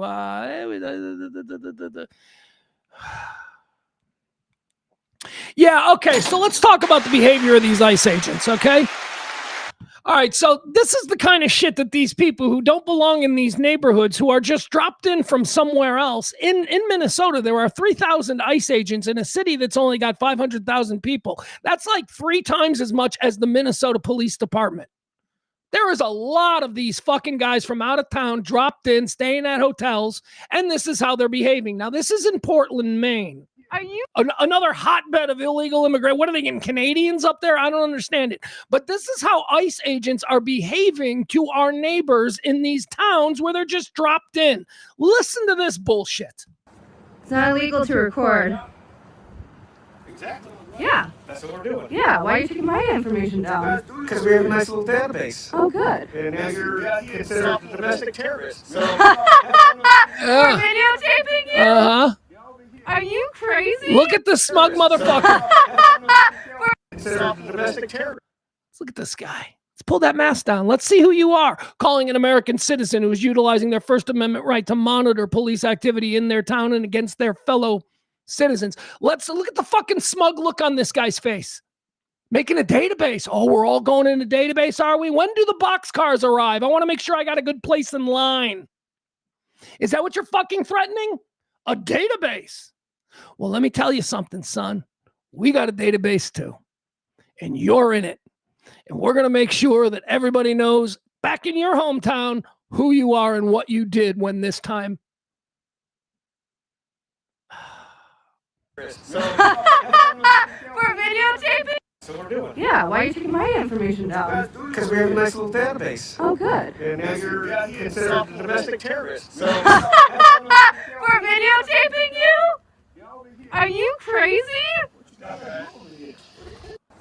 All right, so it should be, because we like to play fair here, it should be noted that there is no database. Nice little database. The government has gone on record as saying that this guy was just talking out of his ass, or was he?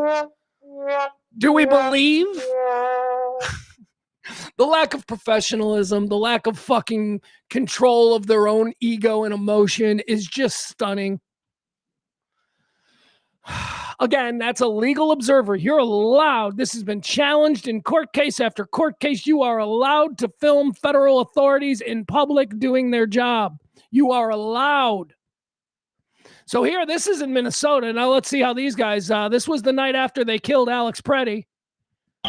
Or the night of they killed Alex Pretti. A bunch of people showed up there at the ICE hotel where the ICE agents stay. They make all kinds of noise. Don't let anybody sleep.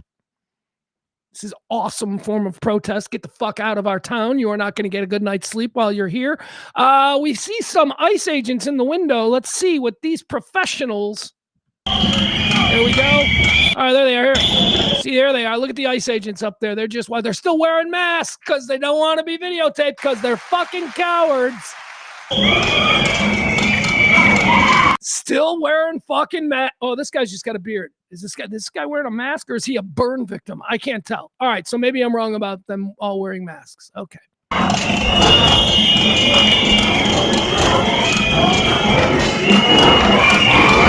There you go. That's what agents of your federal government.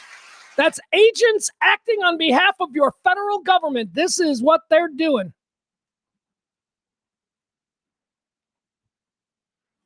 Now, I know in the grand scheme of things, this isn't that big of a deal. It's a dude just fucking mooning, and maybe we should all get over it. But I believe it's indicative of the greater crime of just dropping these fucking people who are getting off on all of this. I heard somebody say, well, how would you react if for 8 hours a day you just had people screaming at you? Like, bitch, I worked at McDonald's, man. Are you kidding me? The average person who works in customer service gets fucking screamed at all day, every day. We don't make excuses for them. This guy's an asshole. This is unprofessional.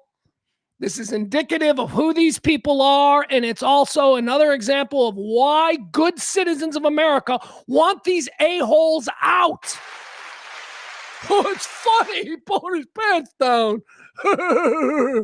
You fucking idiots. All of you. Anybody who thinks that that's fine, you're a fucking idiot. All right. The last video that we'll show, at least here, we're going to talk to Maddie. Maddie, get ready. If you're still around, I'm going to call you. I'm going to cold call you here in a couple of minutes. I do want to play this though, because this is a guy who I love. Charlemagne. He's he's the number one urban talk show host in America. He's Black Howard Stern, if you will.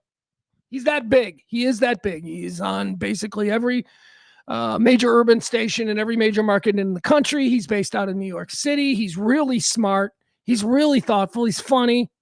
He's not a shock jock like Howard Stern, right? Modern times. You can't do that anymore. But he's great. And if you're unfamiliar with him, he definitely speaks for a very large portion of the African-American community, the hip-hop world, all of that. So here's Charlemagne on the Alex Pretti shooting. I believe this is from yesterday. It's kind of hacked up, but it's still good. But so I let's keep listen. hearing people referencing, I'm going to tell y'all something, America. I don't know how dark or how bad things are going to get, but I keep hearing people referencing 1940s Germany. But I want y'all to remember something when you are bringing up that history. The Nazis ultimately lost. Nazi ideology was outlawed through denazification. One day we will see the demagnification of this country. It will come. And you know what else happened? Leaders of the Nazi regime were prosecuted and tried as war criminals. I'm going to tell y'all something, America. Yep. I don't know how dark or how bad things are going to get, but I keep hearing people referencing 19. Absolutely. So we just got to wait. We got to fight the way we can. Not all of us are warriors, right? Resistance comes in many different forms. Hold on. There's my girl. All right, let's bring in Maddie. Maddie's got some things she wants to talk about. We bring her on from time to time. Let's see if she's going to answer.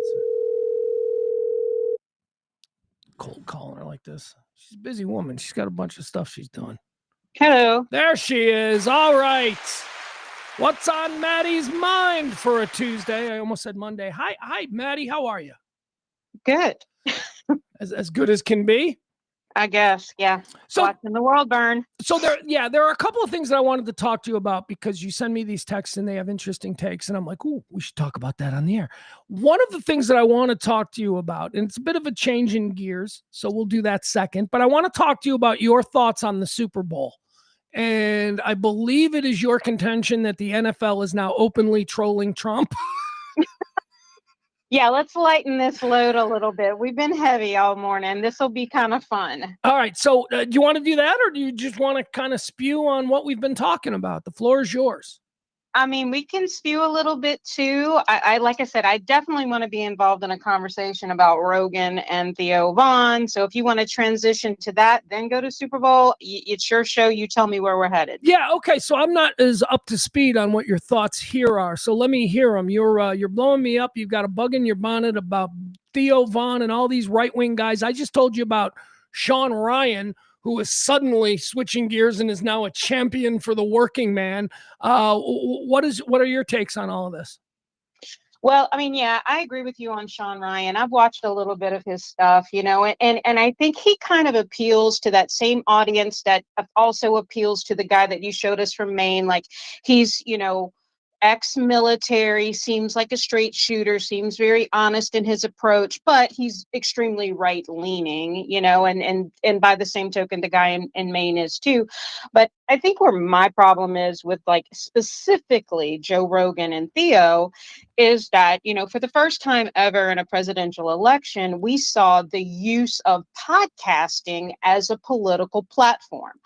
And it's not to say that I didn't think we would get there one day, but this was the first real presidential election where that was a relevant position. Like this platform that was created was used in this manner, and Trump was the one who jumped on it. I think that the Democrats followed suit, but not soon enough. And of course, Trump leaned into his son Barron for advice, and Barron was a big advocate of this because he's smart enough to know that young white males are very active in the podcast, society, these platforms. And all right, let me stop you right there because I've got some thoughts on what you just said there. I want to share my interpretation of the rise of the MAGA podcaster. Okay, and you referenced two of the most influential, Theo Von and Joe Rogan. I've known Joe Rogan since when he first started doing Fear Factor. That was the first time Joe Rogan ever came on a radio show I was involved with. That was back in Chicago when I was the morning show sidekick and executive producer. He was a regular. We used to Joe was always, and back in those days, Joe was on, I think, news radio first. So he was a bit of a celebrity, but he was still, and Maddie, you know what I mean by this. He was still in the mindset of being a stand-up comic first, right? Correct. Yes. So Maddie has a background in stand-up comedy. She knows a whole bunch. So when I said Joe Rogan was still a dude back then, right? He was like, he hung out. He would come on the radio show and he hung out with the producers, right? Because he was on the radio show because he was playing the funny firm or something. And he's like, where do you guys drink around here? So I got to know Joe a little bit then. Then a couple years later, I'm doing my own show in Dallas. Joe comes through regularly. He's on the Pugs and Kelly show 3 times a year, when he comes through.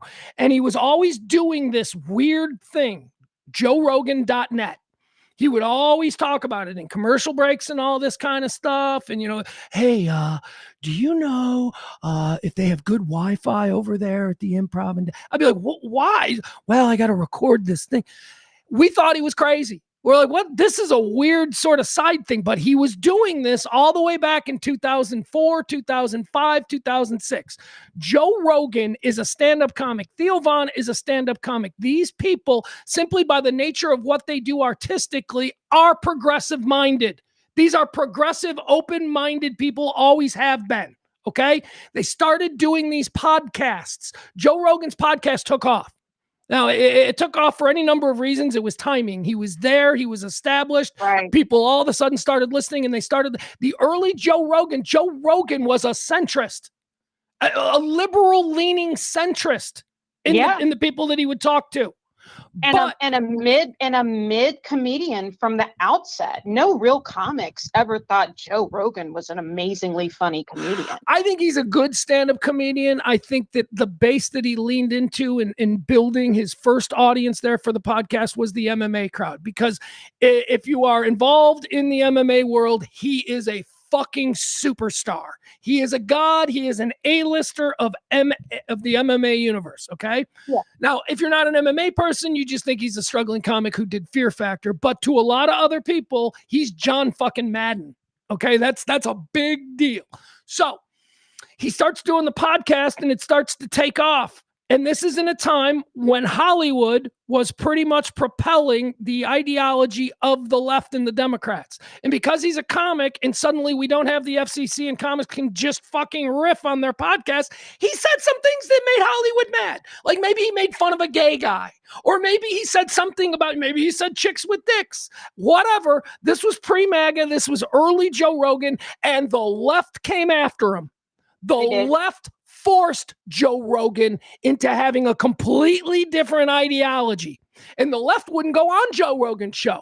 So when he was inviting people like Kamala Harris, when he was inviting people from the Biden administration, they wouldn't fucking come on the show because he said something about chicks with dicks 6 months ago.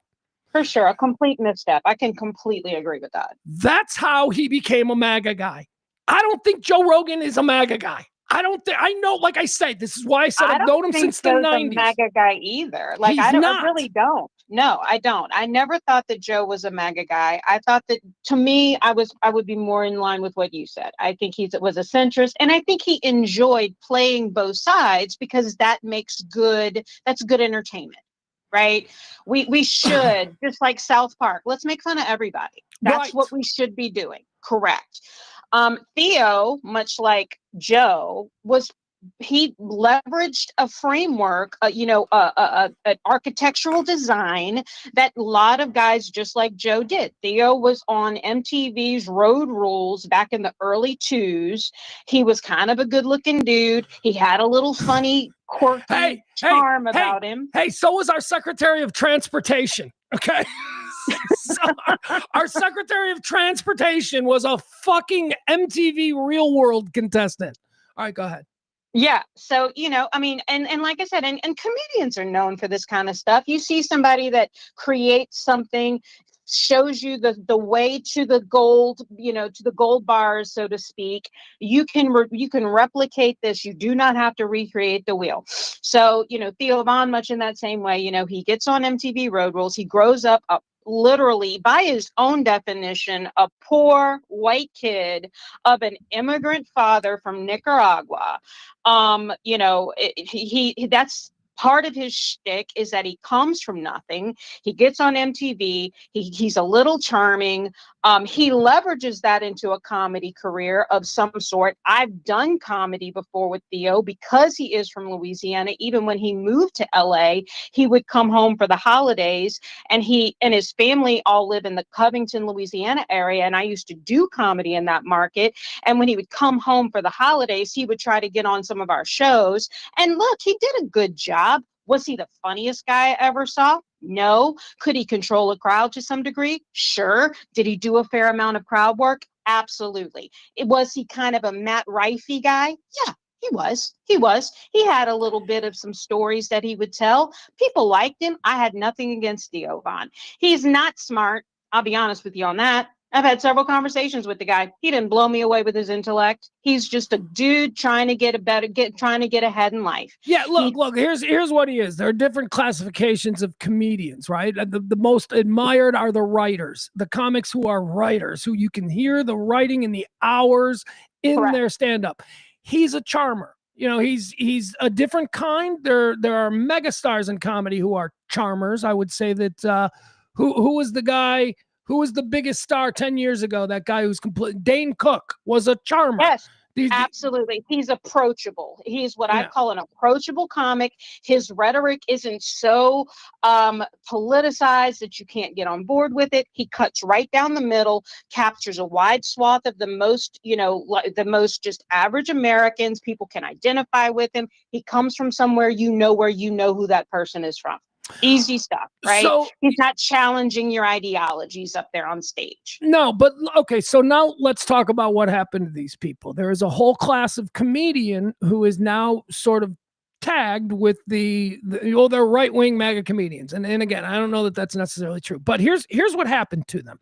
And I have a number of friends. I have one for Craig Gass. I'll throw that name out right here, okay? Craig, I'll mention him because he didn't do what a bunch of my other comedian friends did. And what happened was it started becoming dangerous to be a free-thinking, edgy comic in America. You started to get banned from clubs for making jokes about trans. You started to get banned from clubs for making all kinds of jokes about society.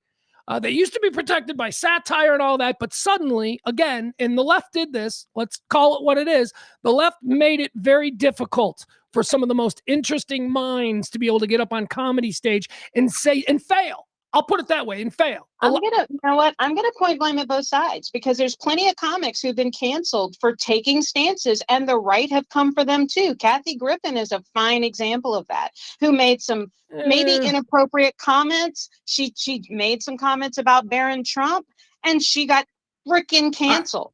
All right, of course, nothing is one-sided. It's all just a mix. It's all a gray area. But the point is this: there were a whole bunch of young up-and-coming comics who were, touring nationally and were getting stage time that got, not in trouble, but they felt like, holy fuck, it's changed. I can't do my act anymore. Sure. Comics have to apologize for their thoughts now. So what they started to do is they just leaned into the stuff that got them in trouble. And very early on, some of them realized that, oh my God, I'm selling more tickets now. This right Fox News crowd is actually coming out to these fucking clubs and they are supporting us. And these guys made bank. And I can name 5, and I won't because they're still friends of mine, but I can name 5 comics who have leaned into the right-wing MAGA stuff. They get booked for MAGA. One of them was a Turning Point. These people are not even Republican conservatives. These people are liberal, progressive, but they're fucking cashing checks because comedy is a war zone in America. You get banned from stage. You got to take your fucking crowds where they come. Rob Schneider has never been this big. Rob Schneider is a terrible comedian. Mid at best. Right. I've seen Rob Schneider on stage. Mid at best. Never been this big. Rob Schneider suddenly getting gigs and playing fucking theaters doing stand-up. Who's the other guy? Jim Brewer. Jim Brewer's career was in the toilet. This dude is playing major theaters in cities like Chicago now because he's playing to the Red Hats. It was a business decision for a lot of these people. So now we're here, and now they've made their money and they've got their successful podcasts. And by the way, a lot of these guys abandoned their stand-up careers almost entirely for the podcast. Tim Dillon is a good example of that. Tim Dillon he was a pretty guy. I thought Tim Dillon had some funny stand-up, and now he's just, one of these MAGA right-wing podcasters who, if you follow me here, and this is what this conversation is about, are now trying to come back to the middle. They're all trying to come back to the middle. Watching people get murdered in the street by federal shock troops have brought these people back to the middle. And me, I'm Mr. Off-Ramp. I say welcome back. How about you?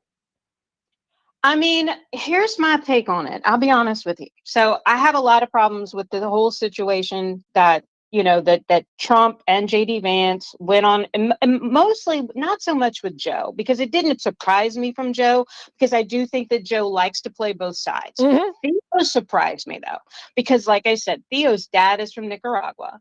And my take on Theo's engagement, even during the podcast, was that he was almost like fangirling and like fapping behind the fact that he couldn't even believe that he would have gotten so famous that he could have a Trump on his podcast, leveraging his position into now he's going out and having dinner with Ivanka Trump in Miami. What? Time out. Let me stop you here. I wouldn't say no to that. Theo Von got slammed because he went to the inauguration. I would have gone to the inauguration. This is the inauguration of a president. I don't know about you, but I like being a witness to history. It's a bit of a Forrest Gump moment. I would go. I don't think when people were like, oh, he went and he sat there. Dude, he's a dummy. He's not there for the politics. He's there for the ceremony and the fun. Anyway, go ahead. I think he's a sellout. Just be honest, I think he's sellout, especially considering that he understands where his position came from. And I think it's an obvious just leveraging of position. How can I get more of what I already have? And now all of a sudden he's rubbing elbows with Ivanka. Hold on. Stop. I think he's a sellout too. I just don't think that we think at this point in time, I don't give a fuck about him being a sellout, me recognizing he's a sellout, and then needing to say, he was a sellout, so don't like him. I think we're at a moment now where we need as many influential voices as possible.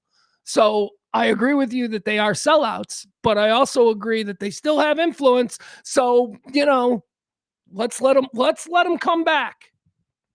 We'll see. Like I said, I think the way my head goes to after all this started happening with ICE and he saw what was going on, then he went on his own podcast and he said, I didn't know this was going to happen. Like like my dad's an immigrant, and then he wanted to detach.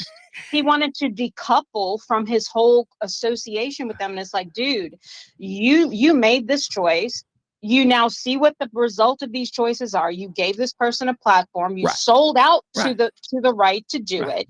And now you're finding fault with it and you want to decouple from it. I don't think you get both. But you do because of the greater good. You get both. We turn a blind eye. We give them the off ramp. We let them come back.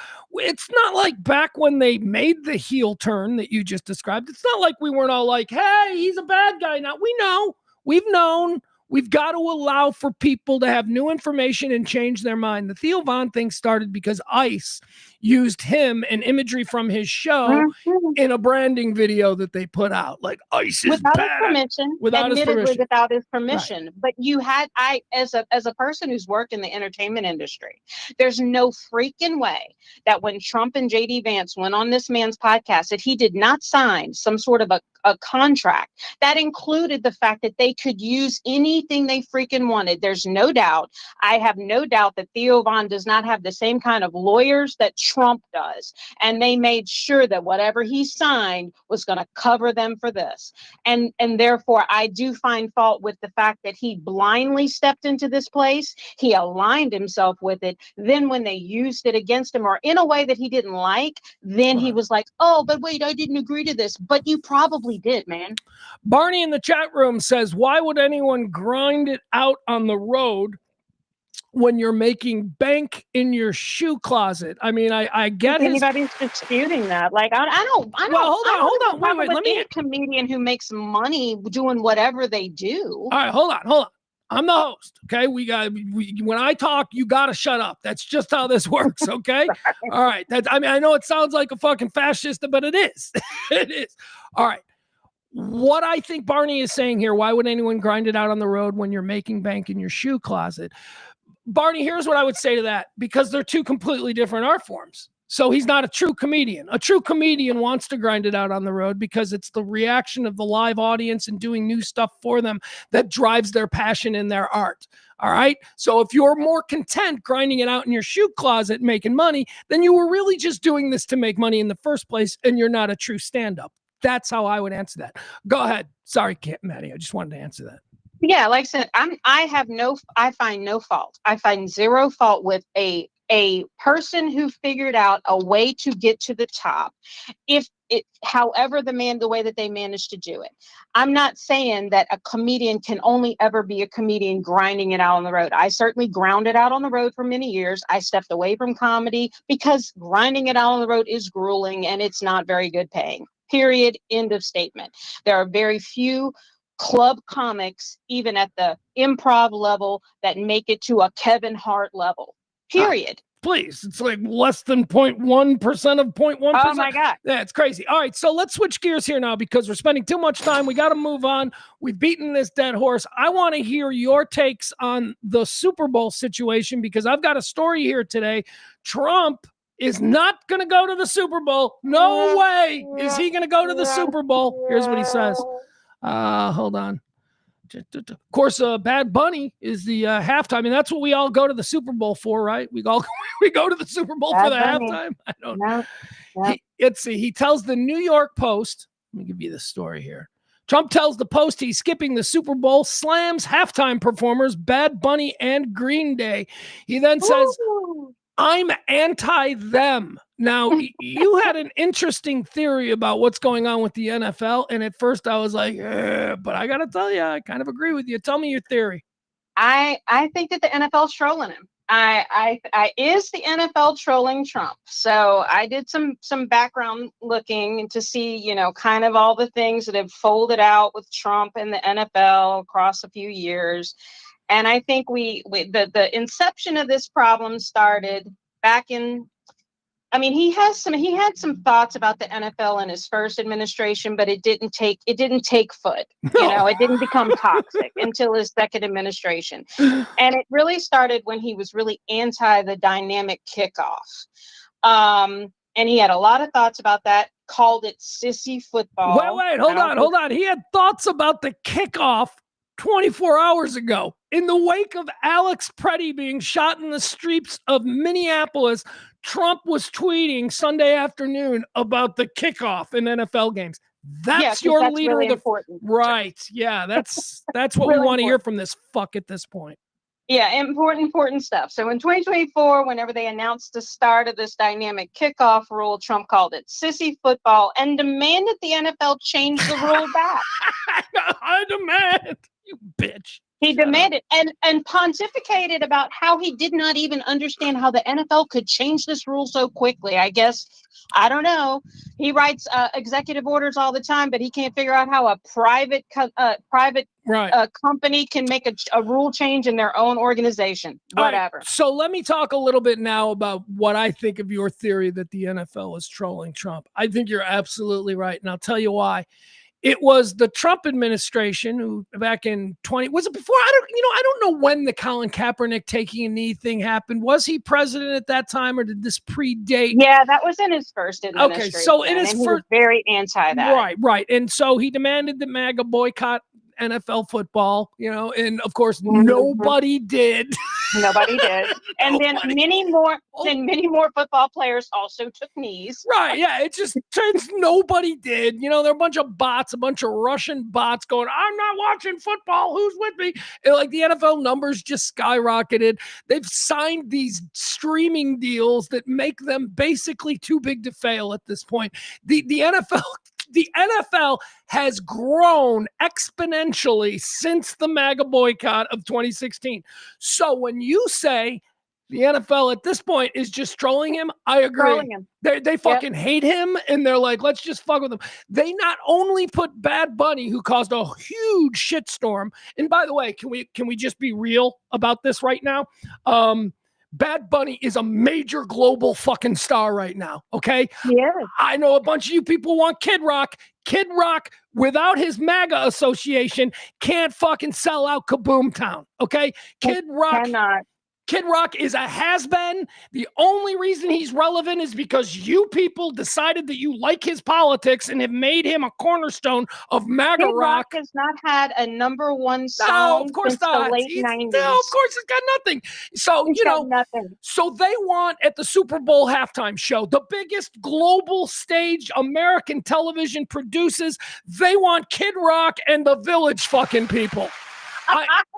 The dumbest halftime of all time. I mean, for real. Well, yes, wait a by second. all means, I think the NFL are making extremely interesting but also compelling choices because they're acknowledging that football is now a global or should be moving in a global direction, much like soccer does, and therefore they don't want to just be associated as an American pastime. They want to be a global pastime. Therefore, they're going to pick a halftime artist that's going to appeal to more of a global audience. Bad Bunny is a much bigger global audience. All right, so you're fucking Amazon, okay? You're Amazon, and you are paying $30 million a second or whatever the fuck these things cost. You get my point. You're Amazon, and you're promoting, and I don't even know if they're the halftime sponsor, but whoever it is, let's just say it's a company like Amazon.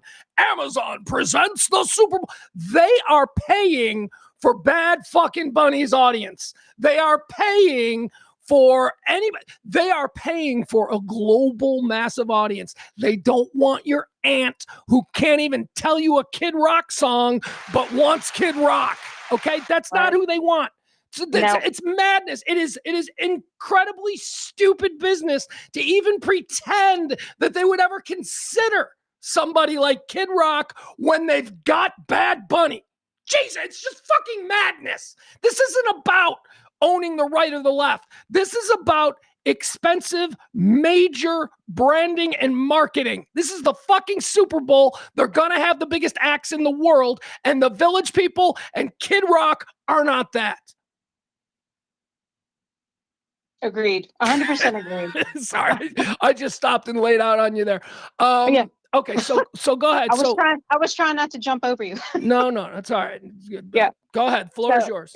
Yeah, so we got that. And of course, let's not forget in November 2025 at the Lions and Washington Commanders game, Trump got booed literally, loudly, and proudly by a bunch of people there, flipped him the bird while he was doing that military oath, and then they tried to make it seem like that the players were like supporting Trump, but they were doing the little Trump dance in the end zone, which I think was 100% mocking. Well, for sure. no.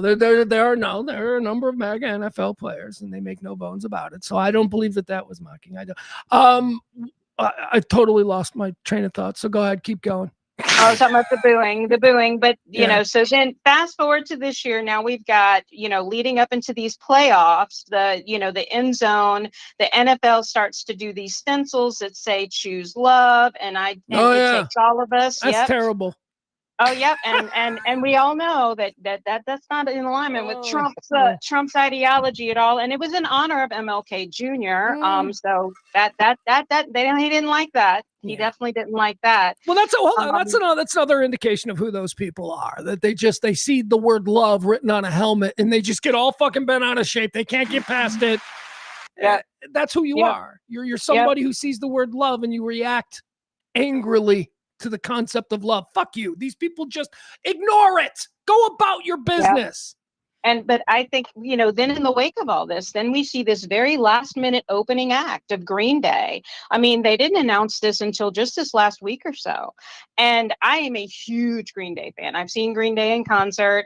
So I have a lot of close ties to Billy Joe Armstrong. And of course, I've always agreed with all of his, political statements. They're clearly an American punk rock band. Mm-hmm. And he has always been very vocal against Trump. Back in 2016, he led a chant at the American Music Awards, literally saying no Trump, no KKK, no fascist USA. He has been known to swap lyrics out of his songs. Back in as early as 2019, during his American Idiot song, wherever he's performed that, he did it at New Year's Eve in 2023 and at Coachella in 2025. Hold on. How do Green Day fans not know what Boulevard of Broken Dreams was all about? How do Green Day fans, how are they shocked by Billy Joe's politics? They probably know every word to the song American Idiot. Has it never registered? Are these like the same people who think that Born in the USA by Bruce Springsteen is a patriotic song?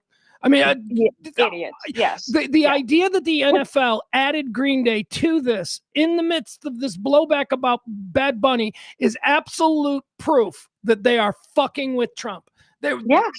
Because as far as MAGA goes, Green Day is toxic.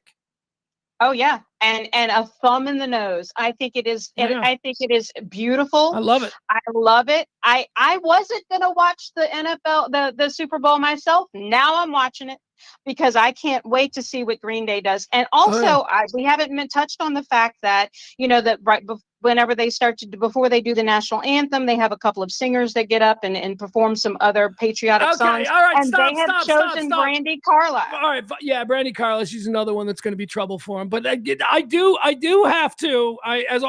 As a middle-aged white guy, I do kind of like when did we start doing the Black national anthem? I don't like that there is a Black national anthem that is now played before these events. Are you familiar with this? I think I've seen it before. I don't know that I've ever had any sort of specific idea about it. No. Before every major American sporting event now, whether it's a championship game, they do the national anthem. But before that, they do what they call the Black national anthem. And it's, Lift Every Voice or something? And they're doing this now. And they've been doing it for about 10 years. And I think it's fucking disgusting because all it does is codify the divisiveness between the races in this country. Stop it. We are all one country and we have one national anthem. Don't fucking do this where now suddenly black people don't like our anthem because they got their own. It's ugly and it's unnecessarily divisive. All right, I'm done. I can agree with that. I mean, like I said, I do think unification is the ultimate goal, or it should be our ultimate goal, no matter if you're left or right.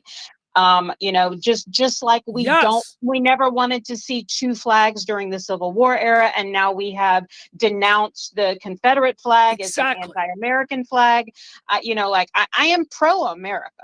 I am just anti-fascism, and I don't agree with where we're headed. I think we are already in authoritarianism, and I don't want to see it.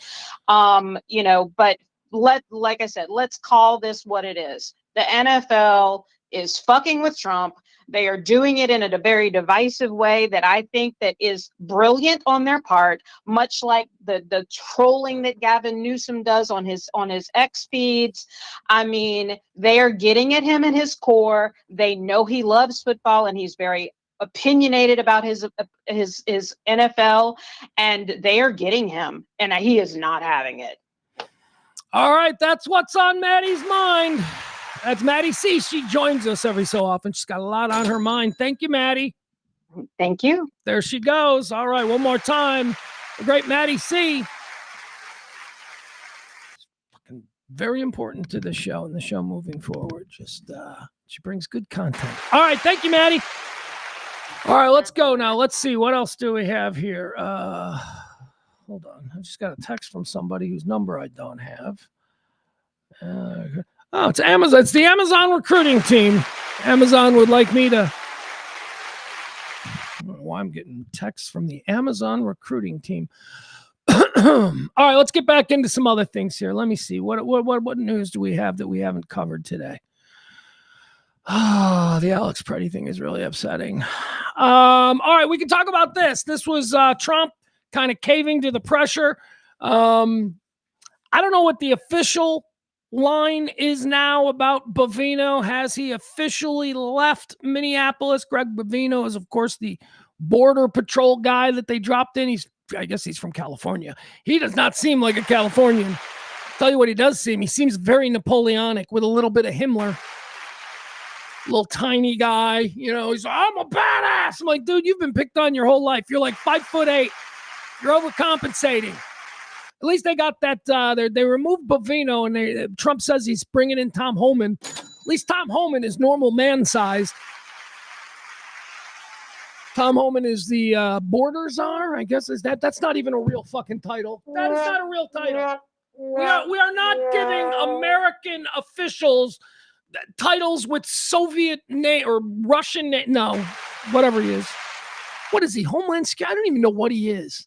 Every time I see him, it's like border czar. I'm like, what exactly is a fucking border czar?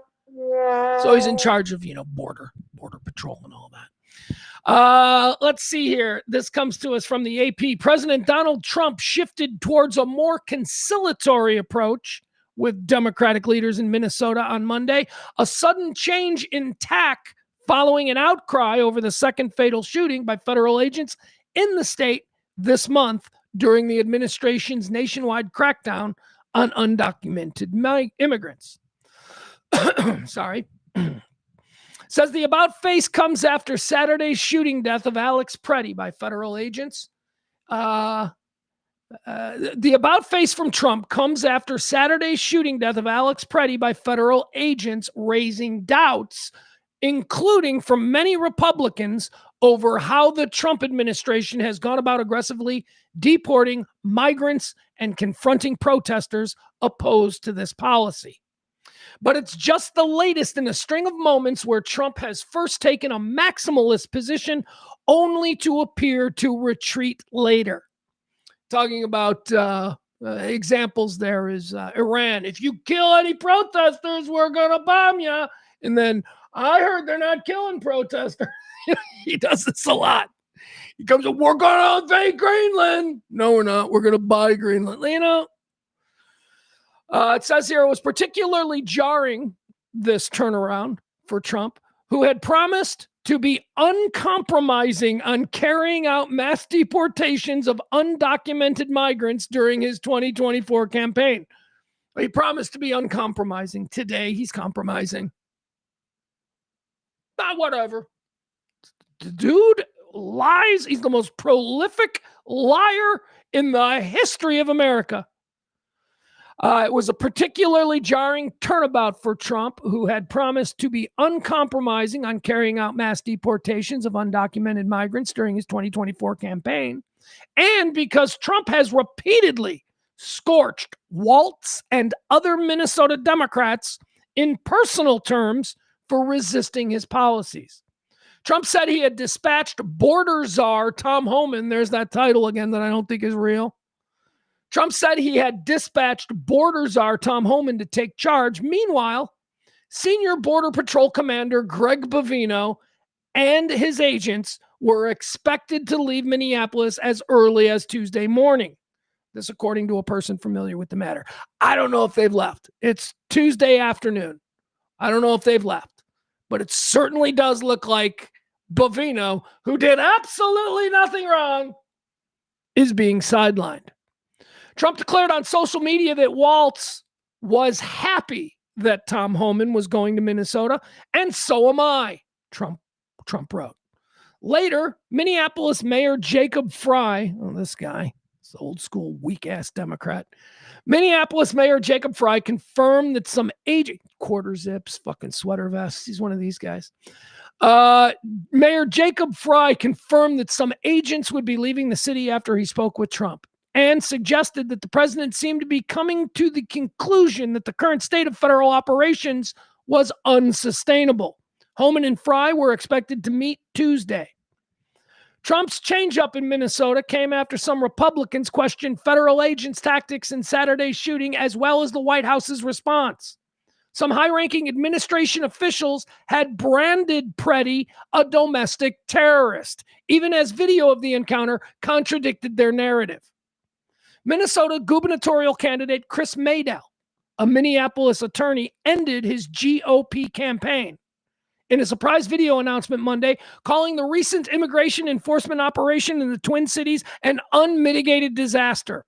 These are Minnesota Republicans. These are MAGA Minnesota fucking conservative Republicans. He's no longer running for governor there because he knows he can't fucking win. Because nobody in Minnesota is ever going to vote for MAGA for anything ever again because of this. And why would they?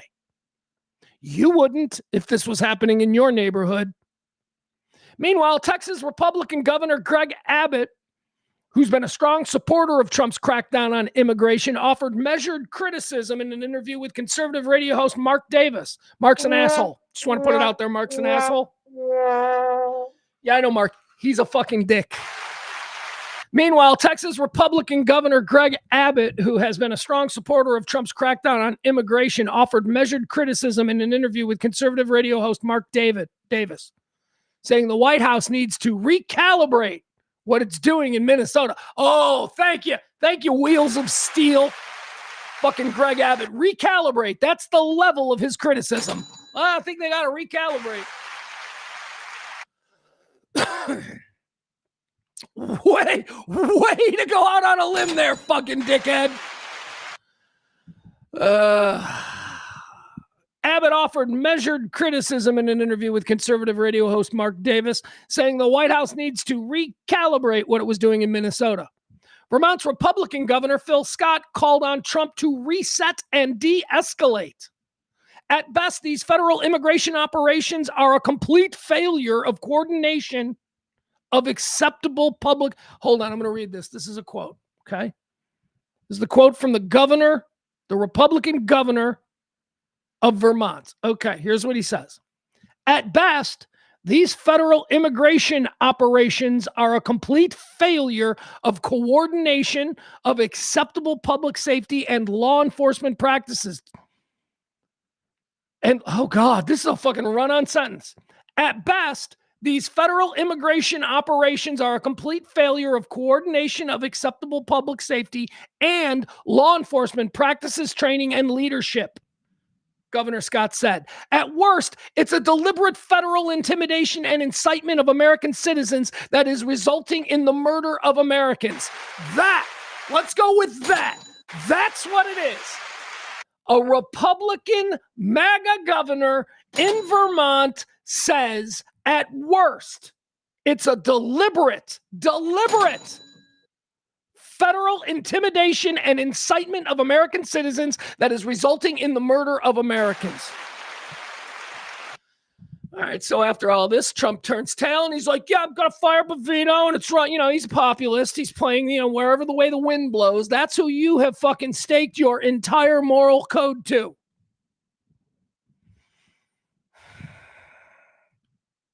You got J.D. Vance out there, too. J.D. Vance is out there talking about how this guy was a domestic terrorist. J.D. Vance, who wants to be president. Takeaways is not just J.D. Vance a couple of years ago. And so one of the takeaways is not just that the Republican Party base is somehow fundamentally flawed in a way that's unique in American political history. It's that Trump is a really bad candidate and, frankly, I think a really bad person. There you go. That's the vice president of the United States. What happened there, Barney? What happened?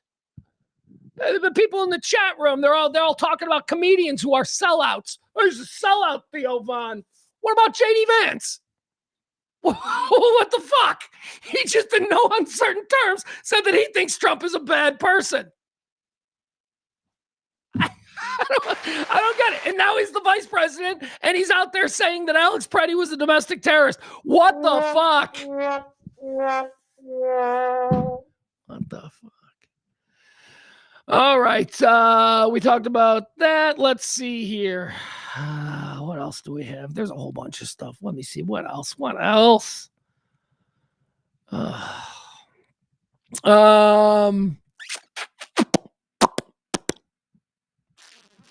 is this? Hold on. Oh, here's some cool video. Watch this. This is a cool piece of video. This is now that we can give. Hold on. Now that we can give Bovino the Goodfellas treatment. Goodfellas treatment, that's a Chicago sports radio line. Whenever a Chicago sports guy gets traded or, leaves in free agency, he gets the Goodfellas treatment, which is a big audio send-off of them. Whatever. Anyway, the scene in Goodfellas where I believe it's the Eric Clapton song is playing and they're showing all the dead mobsters after the Lufthansa heist. You see the guy hang. Anyway, it's that. They do it. It's called the Goodfellas treatment, and they do it for, anyway. Greg Bovino has been given the Goodfellas treatment by, I don't even know what I'm saying at this point. Here it is. This is little Greg Bovino. Check this out. Somebody shot this in black and white and then edited Bovino into this. This is good. Die ersten Häuser der Ortschaft sind erreicht. Von der Flanke her bricht ein Sturmgeschütz in das Dorf ein.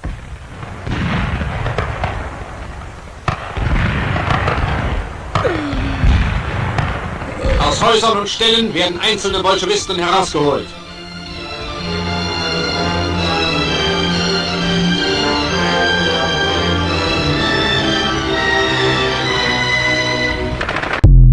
That's pretty good. That's pretty good. I told you about this guy. You guys all hate him. Well, no. Actually, if you're MAGA, you hate him. But normal people are like, that's a dude with integrity. I've been telling you about former Illinois Congressman Adam Kinzinger, who's been completely thrown out of the Republican Party because very early on, starting in 2016, he's like, hi, I'm a conservative, very Christian farm boy / military pilot with tours. He's got like 7 winged crosses. Military hero. Hi, from the Midwest. Nice guy. I don't think Trump's a good person. Oh, your career's got to be over.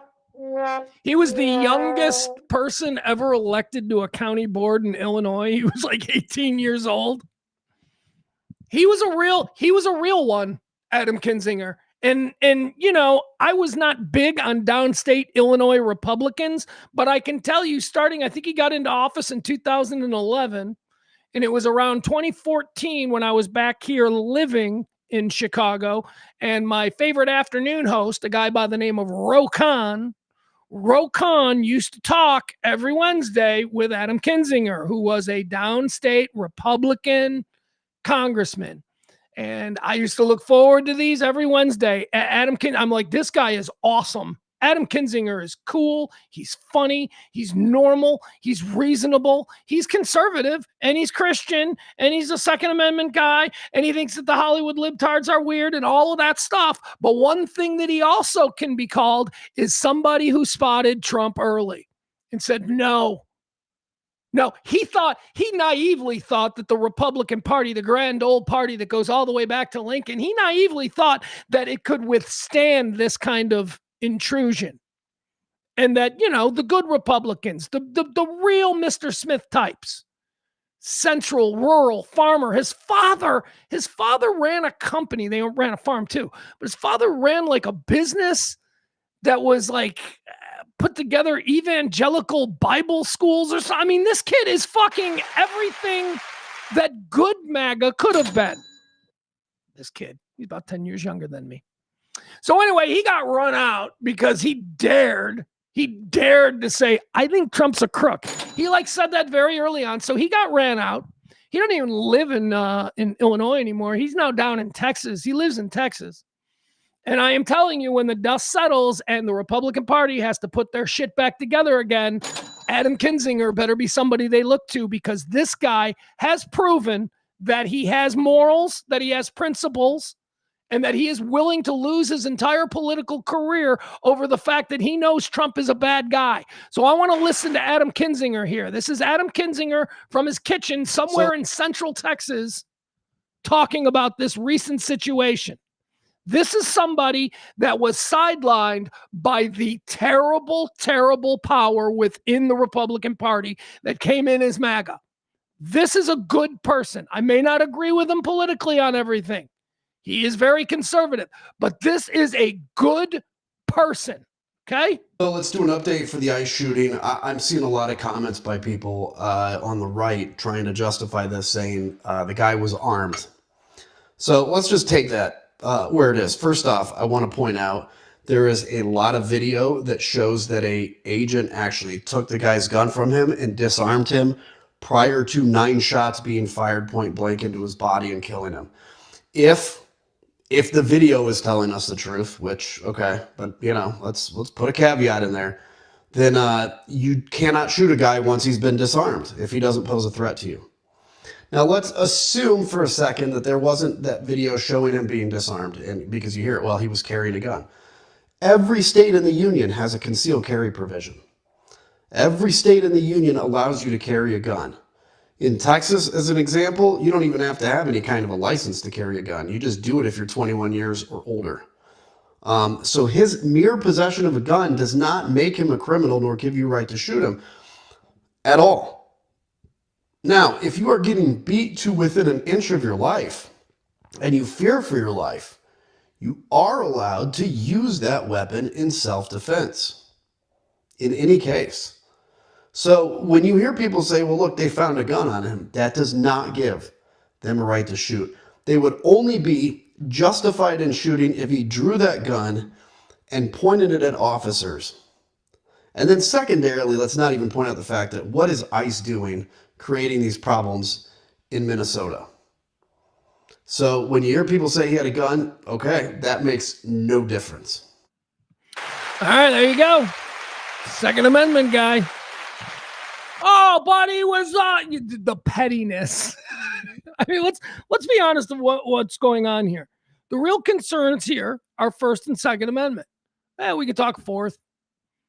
First and Second Amendment. The First Amendment says that as an American citizen, we have the right to observe, we have the right to comment, we can speak truth to power. The First Amendment guarantees our freedom to object. It guarantees a whole bunch of stuff. Freedom of speech is a large umbrella. But the most important one, especially as it pertains to the situation we're seeing now, is the right to object. And that's what these people were doing. The right to document and the right to object. Liberty, freedom. If you pretend to believe in that stuff, then you have to be okay with the way these citizens were utilizing their First Amendment right. I know you were told that they were violent, but we've seen the video, so let's stop with that bullshit. I am just going to believe in good faith that anybody who has seen those videos is now where I am, right? He was just objecting. That's it. He was there. He's a legal observer. They started to get handsy with a woman. He didn't even fight the guy that was getting handsy with a woman. He protected the woman. That's all. He used his body to protect the woman, and then he was fucking bum rushed. We know that.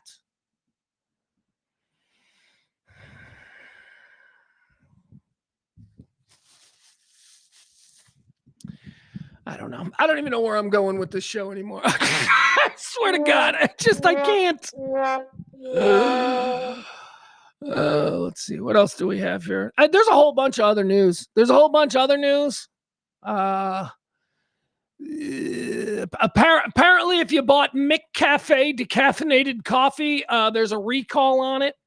If you got some McCafe decaffeinated coffee in your little cabinet there's a recall on it. You better scoop it up and return it back to the store. You want to know why? Because it ain't decaf. That's it. That's the reason for the fucking recall. Oh, get over yourselves. It's not like it's laced with some toxic bacterium or something. It's supposed to be decaf. It's not decaf. Stop it. The government's going to shut down. That's going to happen Friday. It is absolutely going to shut down. And, normally we've done this a lot. I've been doing this show every day at noon for about 4.5, 5 years.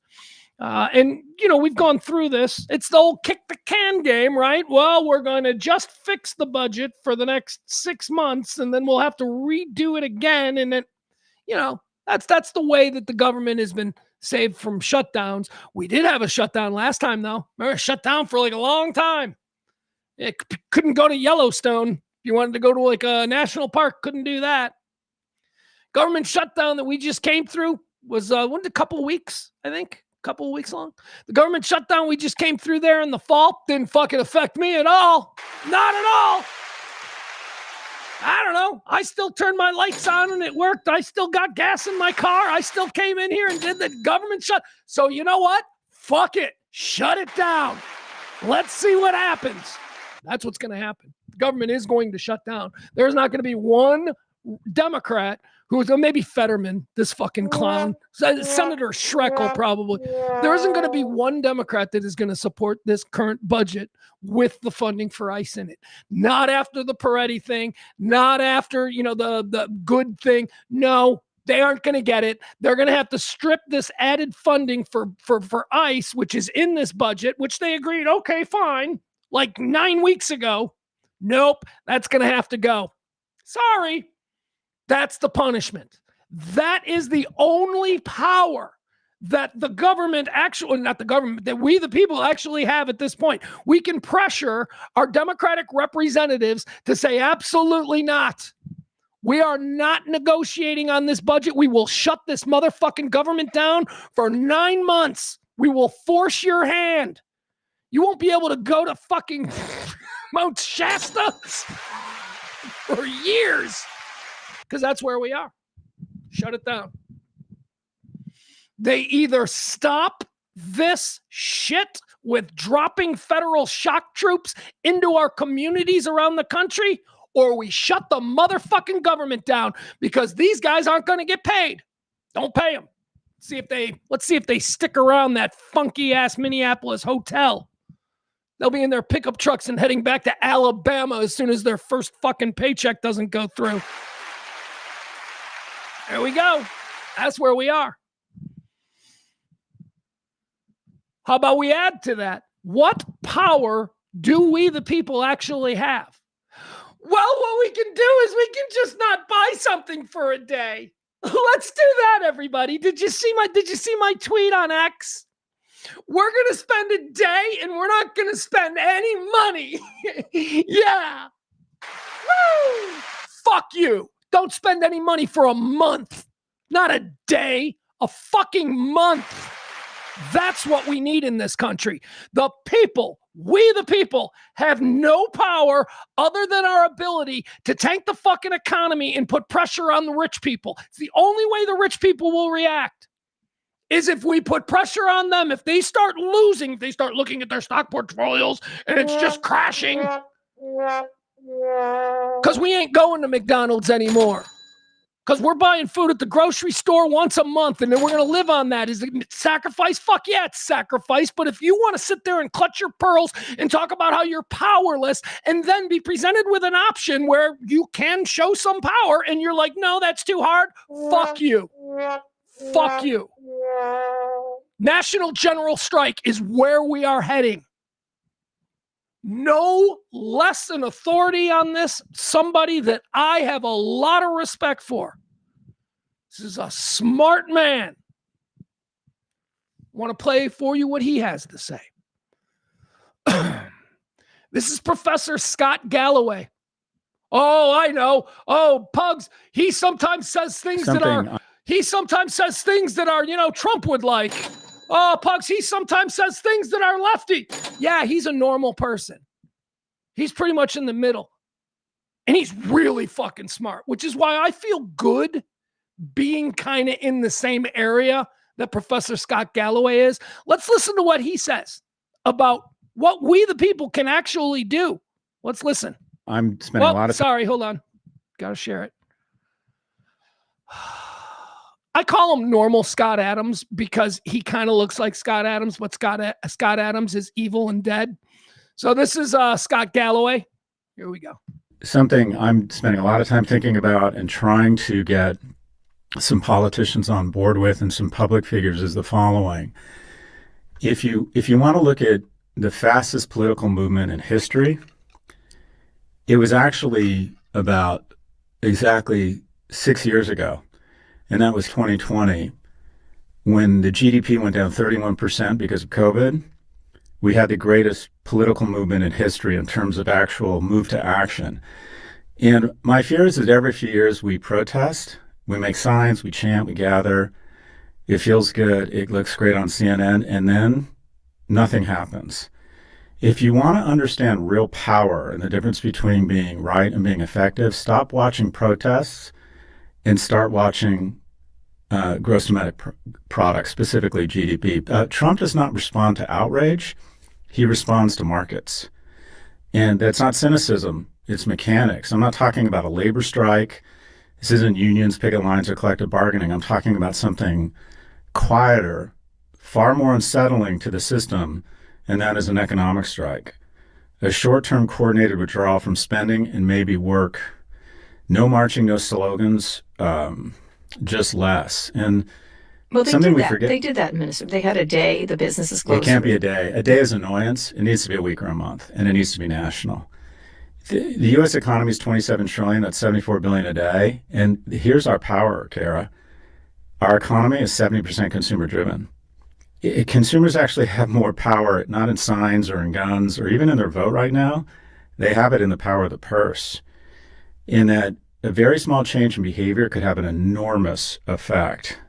And that is, nothing in modern American history moves policy faster. Not marches, not speeches, just math. And then if you think about what you could do here, if wealthy households took their spending down 10%, and middle class and lower income households, which have a difficult time reducing their spend, took it down 5%, you would take GDP negative almost overnight. And then it's hard because it requires coordination. It's risky, especially for people living paycheck to paycheck. But that's exactly why it works. All right, there you have it. There's a suggestion from somebody that I think is an incredibly smart guy who's been consistent in his anchoring there to the sane middle. We do have power. We have power. We can change this. We can, and he didn't call for a general strike or anything like that. But I do think that we are going to start hearing that kind of conversation because we really don't have any power. We don't have any power other than our participation in the mechanism that makes all of these people filthy rich. It's the only power we have.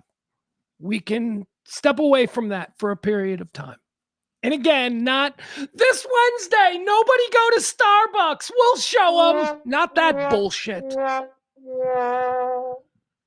a real concerted effort on the part of us, the working people, to spend less. Spend 5% less. Just start spending 5% less.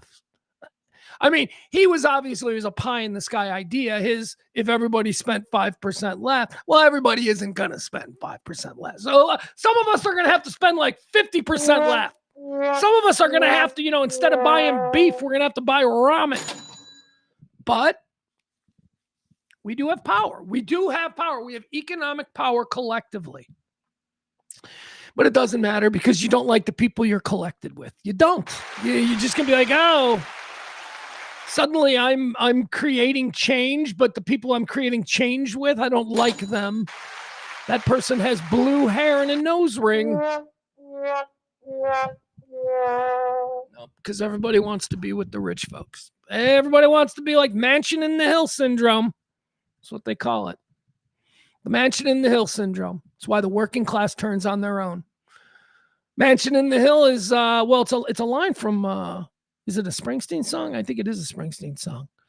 Yeah, it's from Nebraska. Anyway, Mansion on the Hill is the syndrome where you drive around your hometown and you look at the most beautiful homes in your hometown and you say, someday I'll live in that mansion on the hill. That's the dream. So you begin to do the kinds of things and think in the way that people who live in that mansion on the hill think.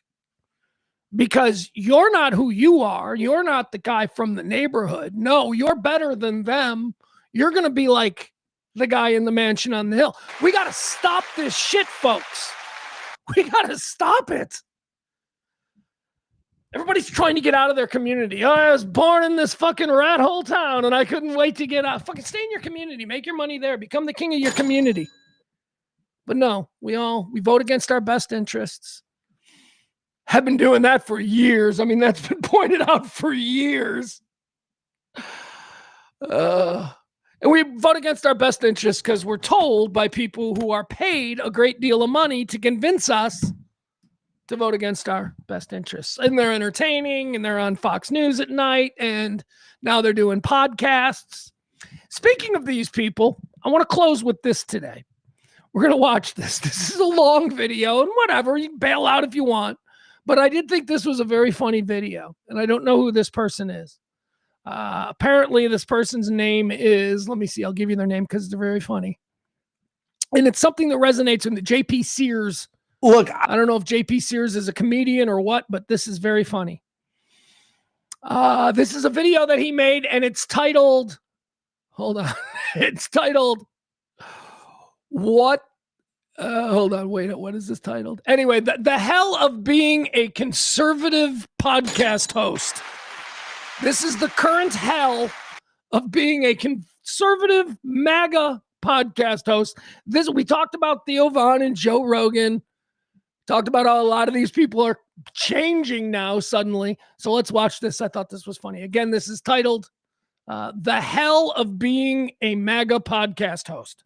I mean, look, I don't know what else you people want from me. I've got an American flag is really big, for crying out loud. Like, just stop with all the hateful comments. They used to like me. I'd say stuff and they'd just agree. I don't know what the is going on anymore.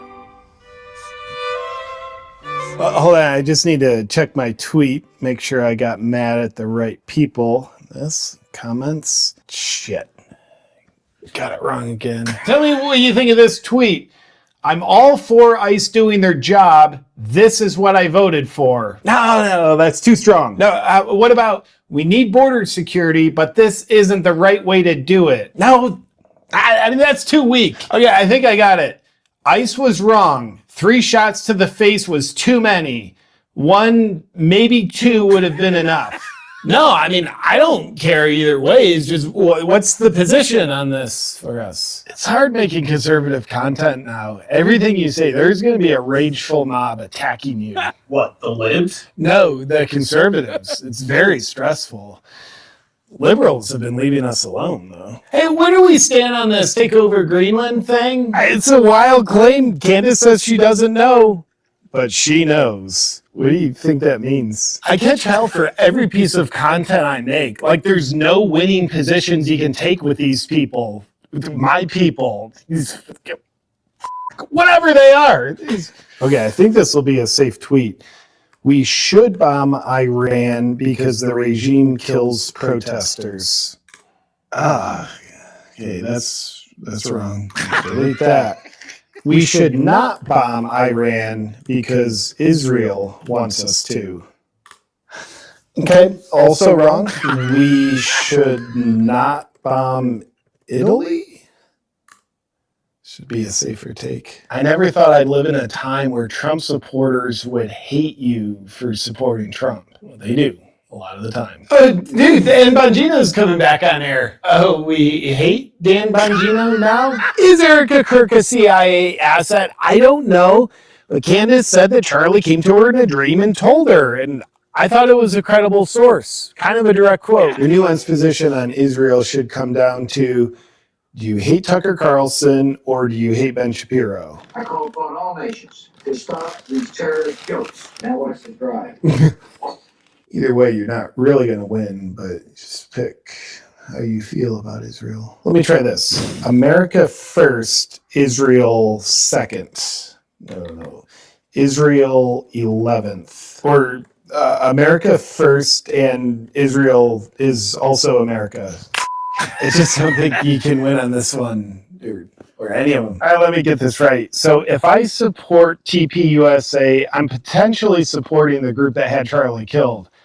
And if I don't support them, I'm turning my back on Charlie's legacy. What the fuck do I do with that? There's a little bit of infighting amongst conservative commentators now. Do you know Candace Owens and Alex Jones hate each other? And Ben Shapiro hates Megyn Kelly. And if that one ever comes down to fisticuffs, my money's on Megyn Kelly, for sure. Hey, Kevin, is it good or bad to be called a Zionist? I don't know. From the same tweet, people are calling me a Jew hater and a Zionist shill. Can't figure out what I did wrong. My views are way down. Like, if you make content bashing the left, everybody's fatigued on it. Not going to watch it. If you make content based on what you think, you'll be hated by half the conservatives. The other half just won't care. No, like, this does not make me a neocon. Why would they say that? Maybe in my content, I should just start character assassinating other conservatives. Add a little something to the discourse. Okay, so here's what I'm going to tweet. Candace isn't actually black, and she's a shill working for the CIA. Alex Jones secretly works for Israel and the IRS, and Tim Pool is Chinese. The views are up. She said Tucker's a Muslim. Have you seen a picture of Laura Loomer? Do you think those are real? No, I think her face is that way on purpose. For some reason, Candace has been saying a lot of things. All right, that's good. Well, I just wanted to share a little bit of that. It goes on for another 4 minutes. That is the hell of being a conservative MAGA podcaster in 2026. They've created the monster. They've created a monster. Trump created the monster, and the monster is now turning on him. Because he can't control the monster, because he tapped into the absolute worst people in America, and now he's learning that they are, in fact, the worst fucking people in America, and now all of this. It's chaos everywhere. All right, we'll do some more chat talk here. Let's see what's going on here. Hold on.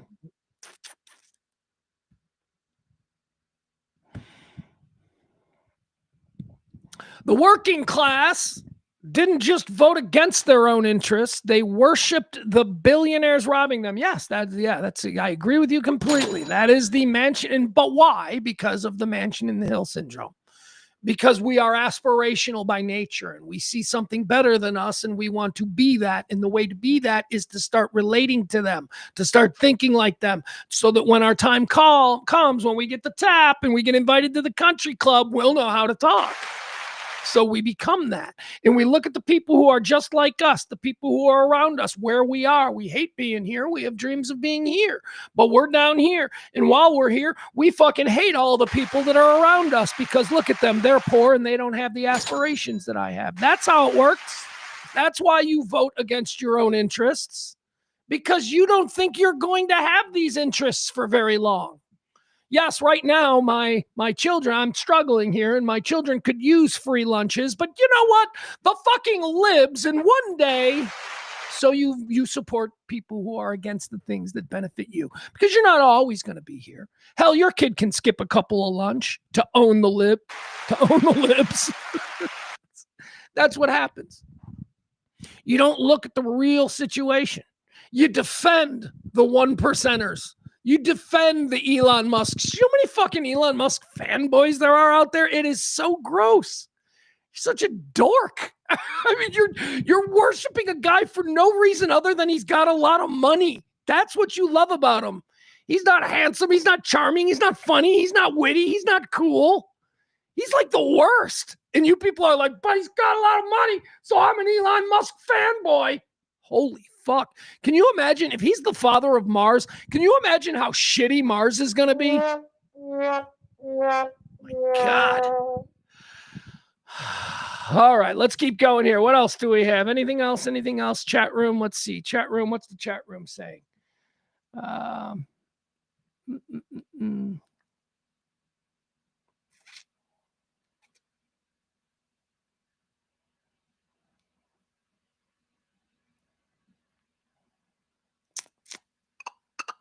All right, Maddie's like, talk about Kanye. Okay, well, okay. So the Kanye story is here. Let me pull it up for you. He doesn't want to. He's sorry. Let's see.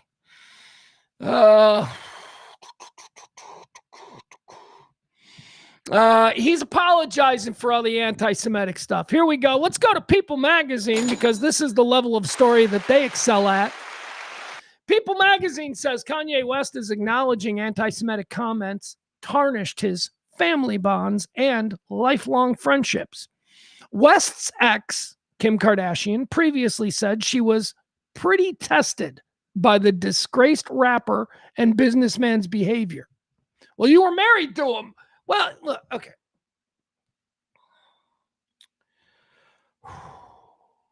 Let's make this absolutely clear before we go into this story and start making fun of Kanye and, now he's apologizing and all that kind of stuff. We do accept people when they apologize for shit. All right. But let's make it absolutely clear from the outset. Kanye West is mentally unstable. Kanye West has some real mental illnesses that he is dealing with. We saw that in his, going on shows masked, right? Making his wife show up places naked. The things that he said about Jews and about minorities. He is not okay. Now, Kanye West also, in my opinion, is one of the great musical geniuses of our era. Those things line up. They're not mutually exclusive. Great artists, great performers, great creators are often suffering from mental illness. It's how they do what they do because they are seeing things differently than somebody who is mentally stable would see something. They're hearing it differently. The greatest music producers in the history of music have all been absolute whack jobs. Brian Wilson, Phil Spector, Phil Ramone. They're all fucking crazy. So Kanye West has mental problems. He went away for a while, hopefully to get him help, because his mental problems cost him and Kanye Worldwide.org, whatever, billions. The Balenciaga deal, the fashion deal that he had, the Adidas deal that he had, they all went away because Crazy Boy started saying crazy fucking shit. And $1 billion plus was lost from the whole Kanye West worldwide organization. And the regular people that run that thing every day, you don't think Kanye's making sure that secretaries in the New York office are getting paid? I mean, there are people that run this organization, and they grabbed Kanye, and he disappeared for a while. We ain't heard much from him, and we have to assume that he was thrown into a fucking loony bin and got the help that he needs. Okay, so there you go. So now let's read the story. What is Kanye saying now? Kanye West gave an email interview via Vanity Fair on Tuesday after publishing a full-page advertisement as an apology letter in the Wall Street Journal earlier this week. That was yesterday, Monday. Kanye spoke to Vanity Fair about how his deeply offensive anti-Semitic comments affected his personal relationships. He says, all of the family bonds, deep relationships, and lifelong friendships that I worked so hard to build over so many years were all tarnished by all of the horrible statements that I made so impulsively. He made those statements impulsively because he has a mental illness. No, you just, you can say, no, Pugs, he just fucking says bullshit things all the time. Yeah, it's a mental illness. I know that you don't recognize that. But there was a reason that people say the wrong thing, guy. That guy always says the wrong. Yeah, because there's something fucking wrong with him, okay? And he's never took the time to fucking figure out what exactly it is. Well, let's crack him open and I'll tell you exactly what's wrong with him. Everybody is dealing with something that makes them a piece of shit from time to time, okay? That's what it is.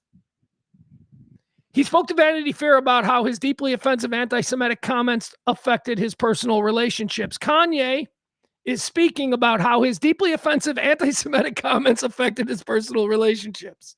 In an email interview with Vanity Fair on Tuesday, January 27th, the disgraced rapper and businessman further reflected on his erratic behavior, his turn to anti-Semitism and bipolar disorder. There we go. Yeah, he's absolutely bipolar. He's absolutely. West told Vanity Fair that he didn't truly understand what I did while I was so disconnected from my true self. Yeah, he was in the throes of mania. I totally understand that.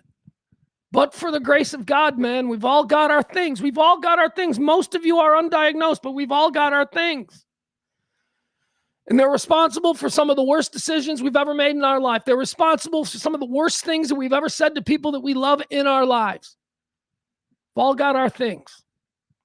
West told Vanity Fair that he didn't fully understand what I did while I was disconnected from my true self until spending time in a Switzerland treatment center. There you go. That's where he went. He disappeared. You know Conway. He just disappeared for a while. Kanye disappeared for a while. He was everywhere for like 3 months. It was like, oh, what did Kanye say now? And then all of a sudden he's gone. Well, now we know where he went. He went to a treatment center in Switzerland. He says, every day that I wake up, it's a checklist of everything that I said, at least what I can recall, while in a bipolar episode, said West. All of the family bonds, deep relationships, and lifelong friendships that I worked so hard to build over so many years were all tarnished by all the horrible statements that I made so impulsively. Here's what I'm going to say. They're fixable because you're still a billionaire and your cousin Ray Ray is going to let bygones be bygones. I promise. Your relationships are going to weather this one as long as you still got cash. West has made many anti-Semitic remarks attacking the Jewish population in recent years. Adidas ended its partnership with Yeezy in 2022 after West threatened to go DEFCON 3 on all Jewish people. You remember that one? That threat? I'm about to go DEFCON 3 on all Jewish people. It was probably because he was getting fucked with by a lawyer. And so he went off the deep end. The lawyer was probably, a Goldbarb or a Silverstein or something like that. And he's like, all the Jews. Let's see. He was sued in 2025 by a former employee of his Yeezy brand who alleged in a complaint that he compared himself to Hitler, threatened her because she was Jewish, and fired her one day after she reportedly alleged this conduct to her supervisor. She's working for Kanye worldwide. Kanye says something shitty to her, and she goes to her supervisor. You ain't getting Kanye fired. Not from Kanye worldwide, baby. Let's see here. In 2025, West also defended Sean Diddy Combs, who currently is imprisoned after being convicted on 2 prostitution-related charges. And he shared anti-Semitic comments in a slur-ridden rant praising Adolf Hitler on X. Okay, he's done some things, but he's sorry. So whatever, man. Just drop some bangers. We'll forget about it. My son, 16 years old, Kanye is his favorite, probably his absolute singular favorite music creator alive. My kid loves him. Me and my kid listening to Kanye while we're rolling up Lakeshore Drive. Please, we get in the car. We get in the car after the big improv night. We went to the Second City. We get in the car, pull onto Lakeshore Drive. It's cold. It's nighttime. We start driving. We see the beautiful lights. We see the lake on our left, and he fucking drops Kanye Stronger. Perfect music choice. Perfect music choice for nighttime on Lakeshore Drive in the winter. I'm saying separate the art from the artist. Always separate the art from the artist. I've been saying this consistently for 4 years now. There are a lot of artists who absolutely suck who also make really cool shit, okay? So the shit they create, if it feeds your soul positively, don't not accept it just because they said something on Twitter 2 years ago that you disagreed with. Art is a completely different thing. It operates on a completely different level. A song can change your life. It really can. Oh, what are you talking about? No, it can. A song can change your mood. A song can... Anyway, Kanye, welcome back. Welcome back. Stay on your meds. And we'll be watching you. That's all. And listening. We'll also be listening.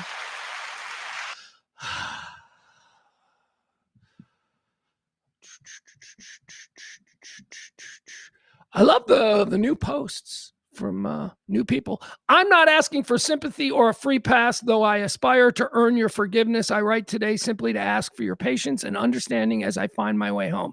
There's Kanye. There you go. It's all Kanye's asking for.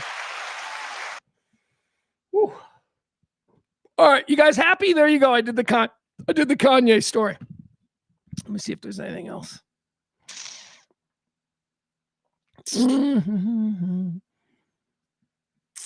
Nah, guys, I think that's going to be it. I got places to go and things to do. I do appreciate you hanging out with me today. Hang out with me every day. We do this every day at noon. We've been doing it every day at noon since 2021.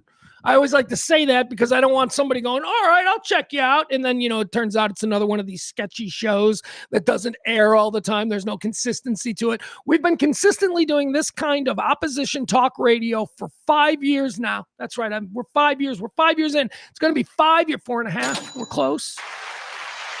Every single day. I'm not a Republican. I'm not a Democrat. I'm not a fucking MAGA, and I'm not a libtard. I'm just somebody like you who lives in this country and is calling out the shit as I see it, trying to come at everything from a place of thoughtfulness, decency, empathy, right? I don't come at this like so many other podcasters from a position of, let's fucking destroy somebody, motherfucker, because life didn't turn out the way I wanted it to, so now I'm screaming like a jacket. No, that's not what we do here. Try to represent a different point of view. And everybody's coming to my fucking lane. I'm sorry. I know we talked about the Sean Ryan story where Sean Ryan is now talking about calling out the billionaire class, even though he had the billionaire class on his platform and promoted them into office. Yeah, that's okay. He's admitting he made a mistake, and now he's coming back into my lane, which has always fucking been here. We the people. This is the we the people lane. No bullshit jingoism. This is the time for real patriots. I will say that. I completely believe that this is the time that we, our generation, whether you're Gen X, millennial, even to some extent boomers, although boomers, they went to Vietnam. That was a real thing. Their generation had to sacrifice. That was a real thing. Say what you will about boomers. An entire swath of their male generational cohort was wiped out, came home in body bags. Gen X, not so much. We didn't have anything. Panama, we got all excited. Panama, here's our war. Here's our Gen X war. We're going to go get Noriega. Grenada, that was another one. Grenada, Gen X has got our war. We were never tested. Millennials sure as fuck have never been tested. I mean, yeah, we had wars, but that was all just volunteer. It's not like there was a draft like Vietnam. So maybe this is where we get tested. We see these horrible examples of people throughout history who went through things, and we clutch our pearls, as I'm doing right now. We clutch our pearls and we think, I'm so glad that I didn't grow up in fucking Amsterdam in 1939. Oh, I'm so glad that I'm not a kid from Hanoi in 1968. Oh my God, I'm glad I didn't live in one of the Jewish ghettos of Poland. But you know what I mean? There were these people who were tested. Oh my God, what if I was an American citizen during the Civil War? We haven't been tested. We are soft. And because we haven't been tested and because we are soft, we take for granted everything that made us soft. We take for granted everything that made us comfortable. We take for granted everything that made being an American citizen one of the greatest things that you could be on this planet in this time. Take it all for granted. So maybe when you look around at what's happening now, instead of fucking throwing rocks and pointing fingers and mocking American citizens who are standing up to an obvious federal overreach, maybe you either shut your mouth or join them. But this carrying water for the side that is going to lose this battle in history, this side is going to lose. So maybe now is our time. I don't know. Is now our time? Maybe this is the test. I don't know. I got Maddie. Maddie was sending me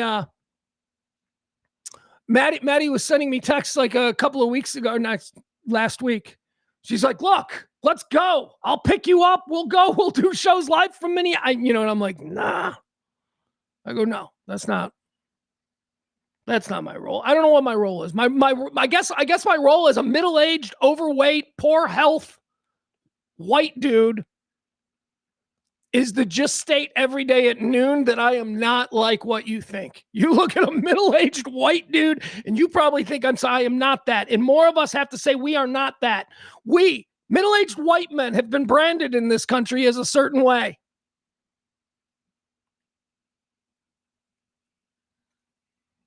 And I don't know that I'm a good person. I try to be, right? I mean, I know that I have spent time in my life where I look back at some of my behaviors, whether as a 20-year-old or even a kid. You go all the way back to when you were a kid and you think about how you participated in the picking on of somebody and you feel guilty about that. I mean, I have moments of that throughout my life. I know that I'm not a fucking angel. But at least now at this stage, I'm at least aware of it. And so when I start to have these, purely human inclinations to be selfish or cruel or somehow punish somebody else for my own failures or my own empty feelings, at least now I stop. At least now I'm like, you know what? No, take a deep breath. No, come on. Yeah.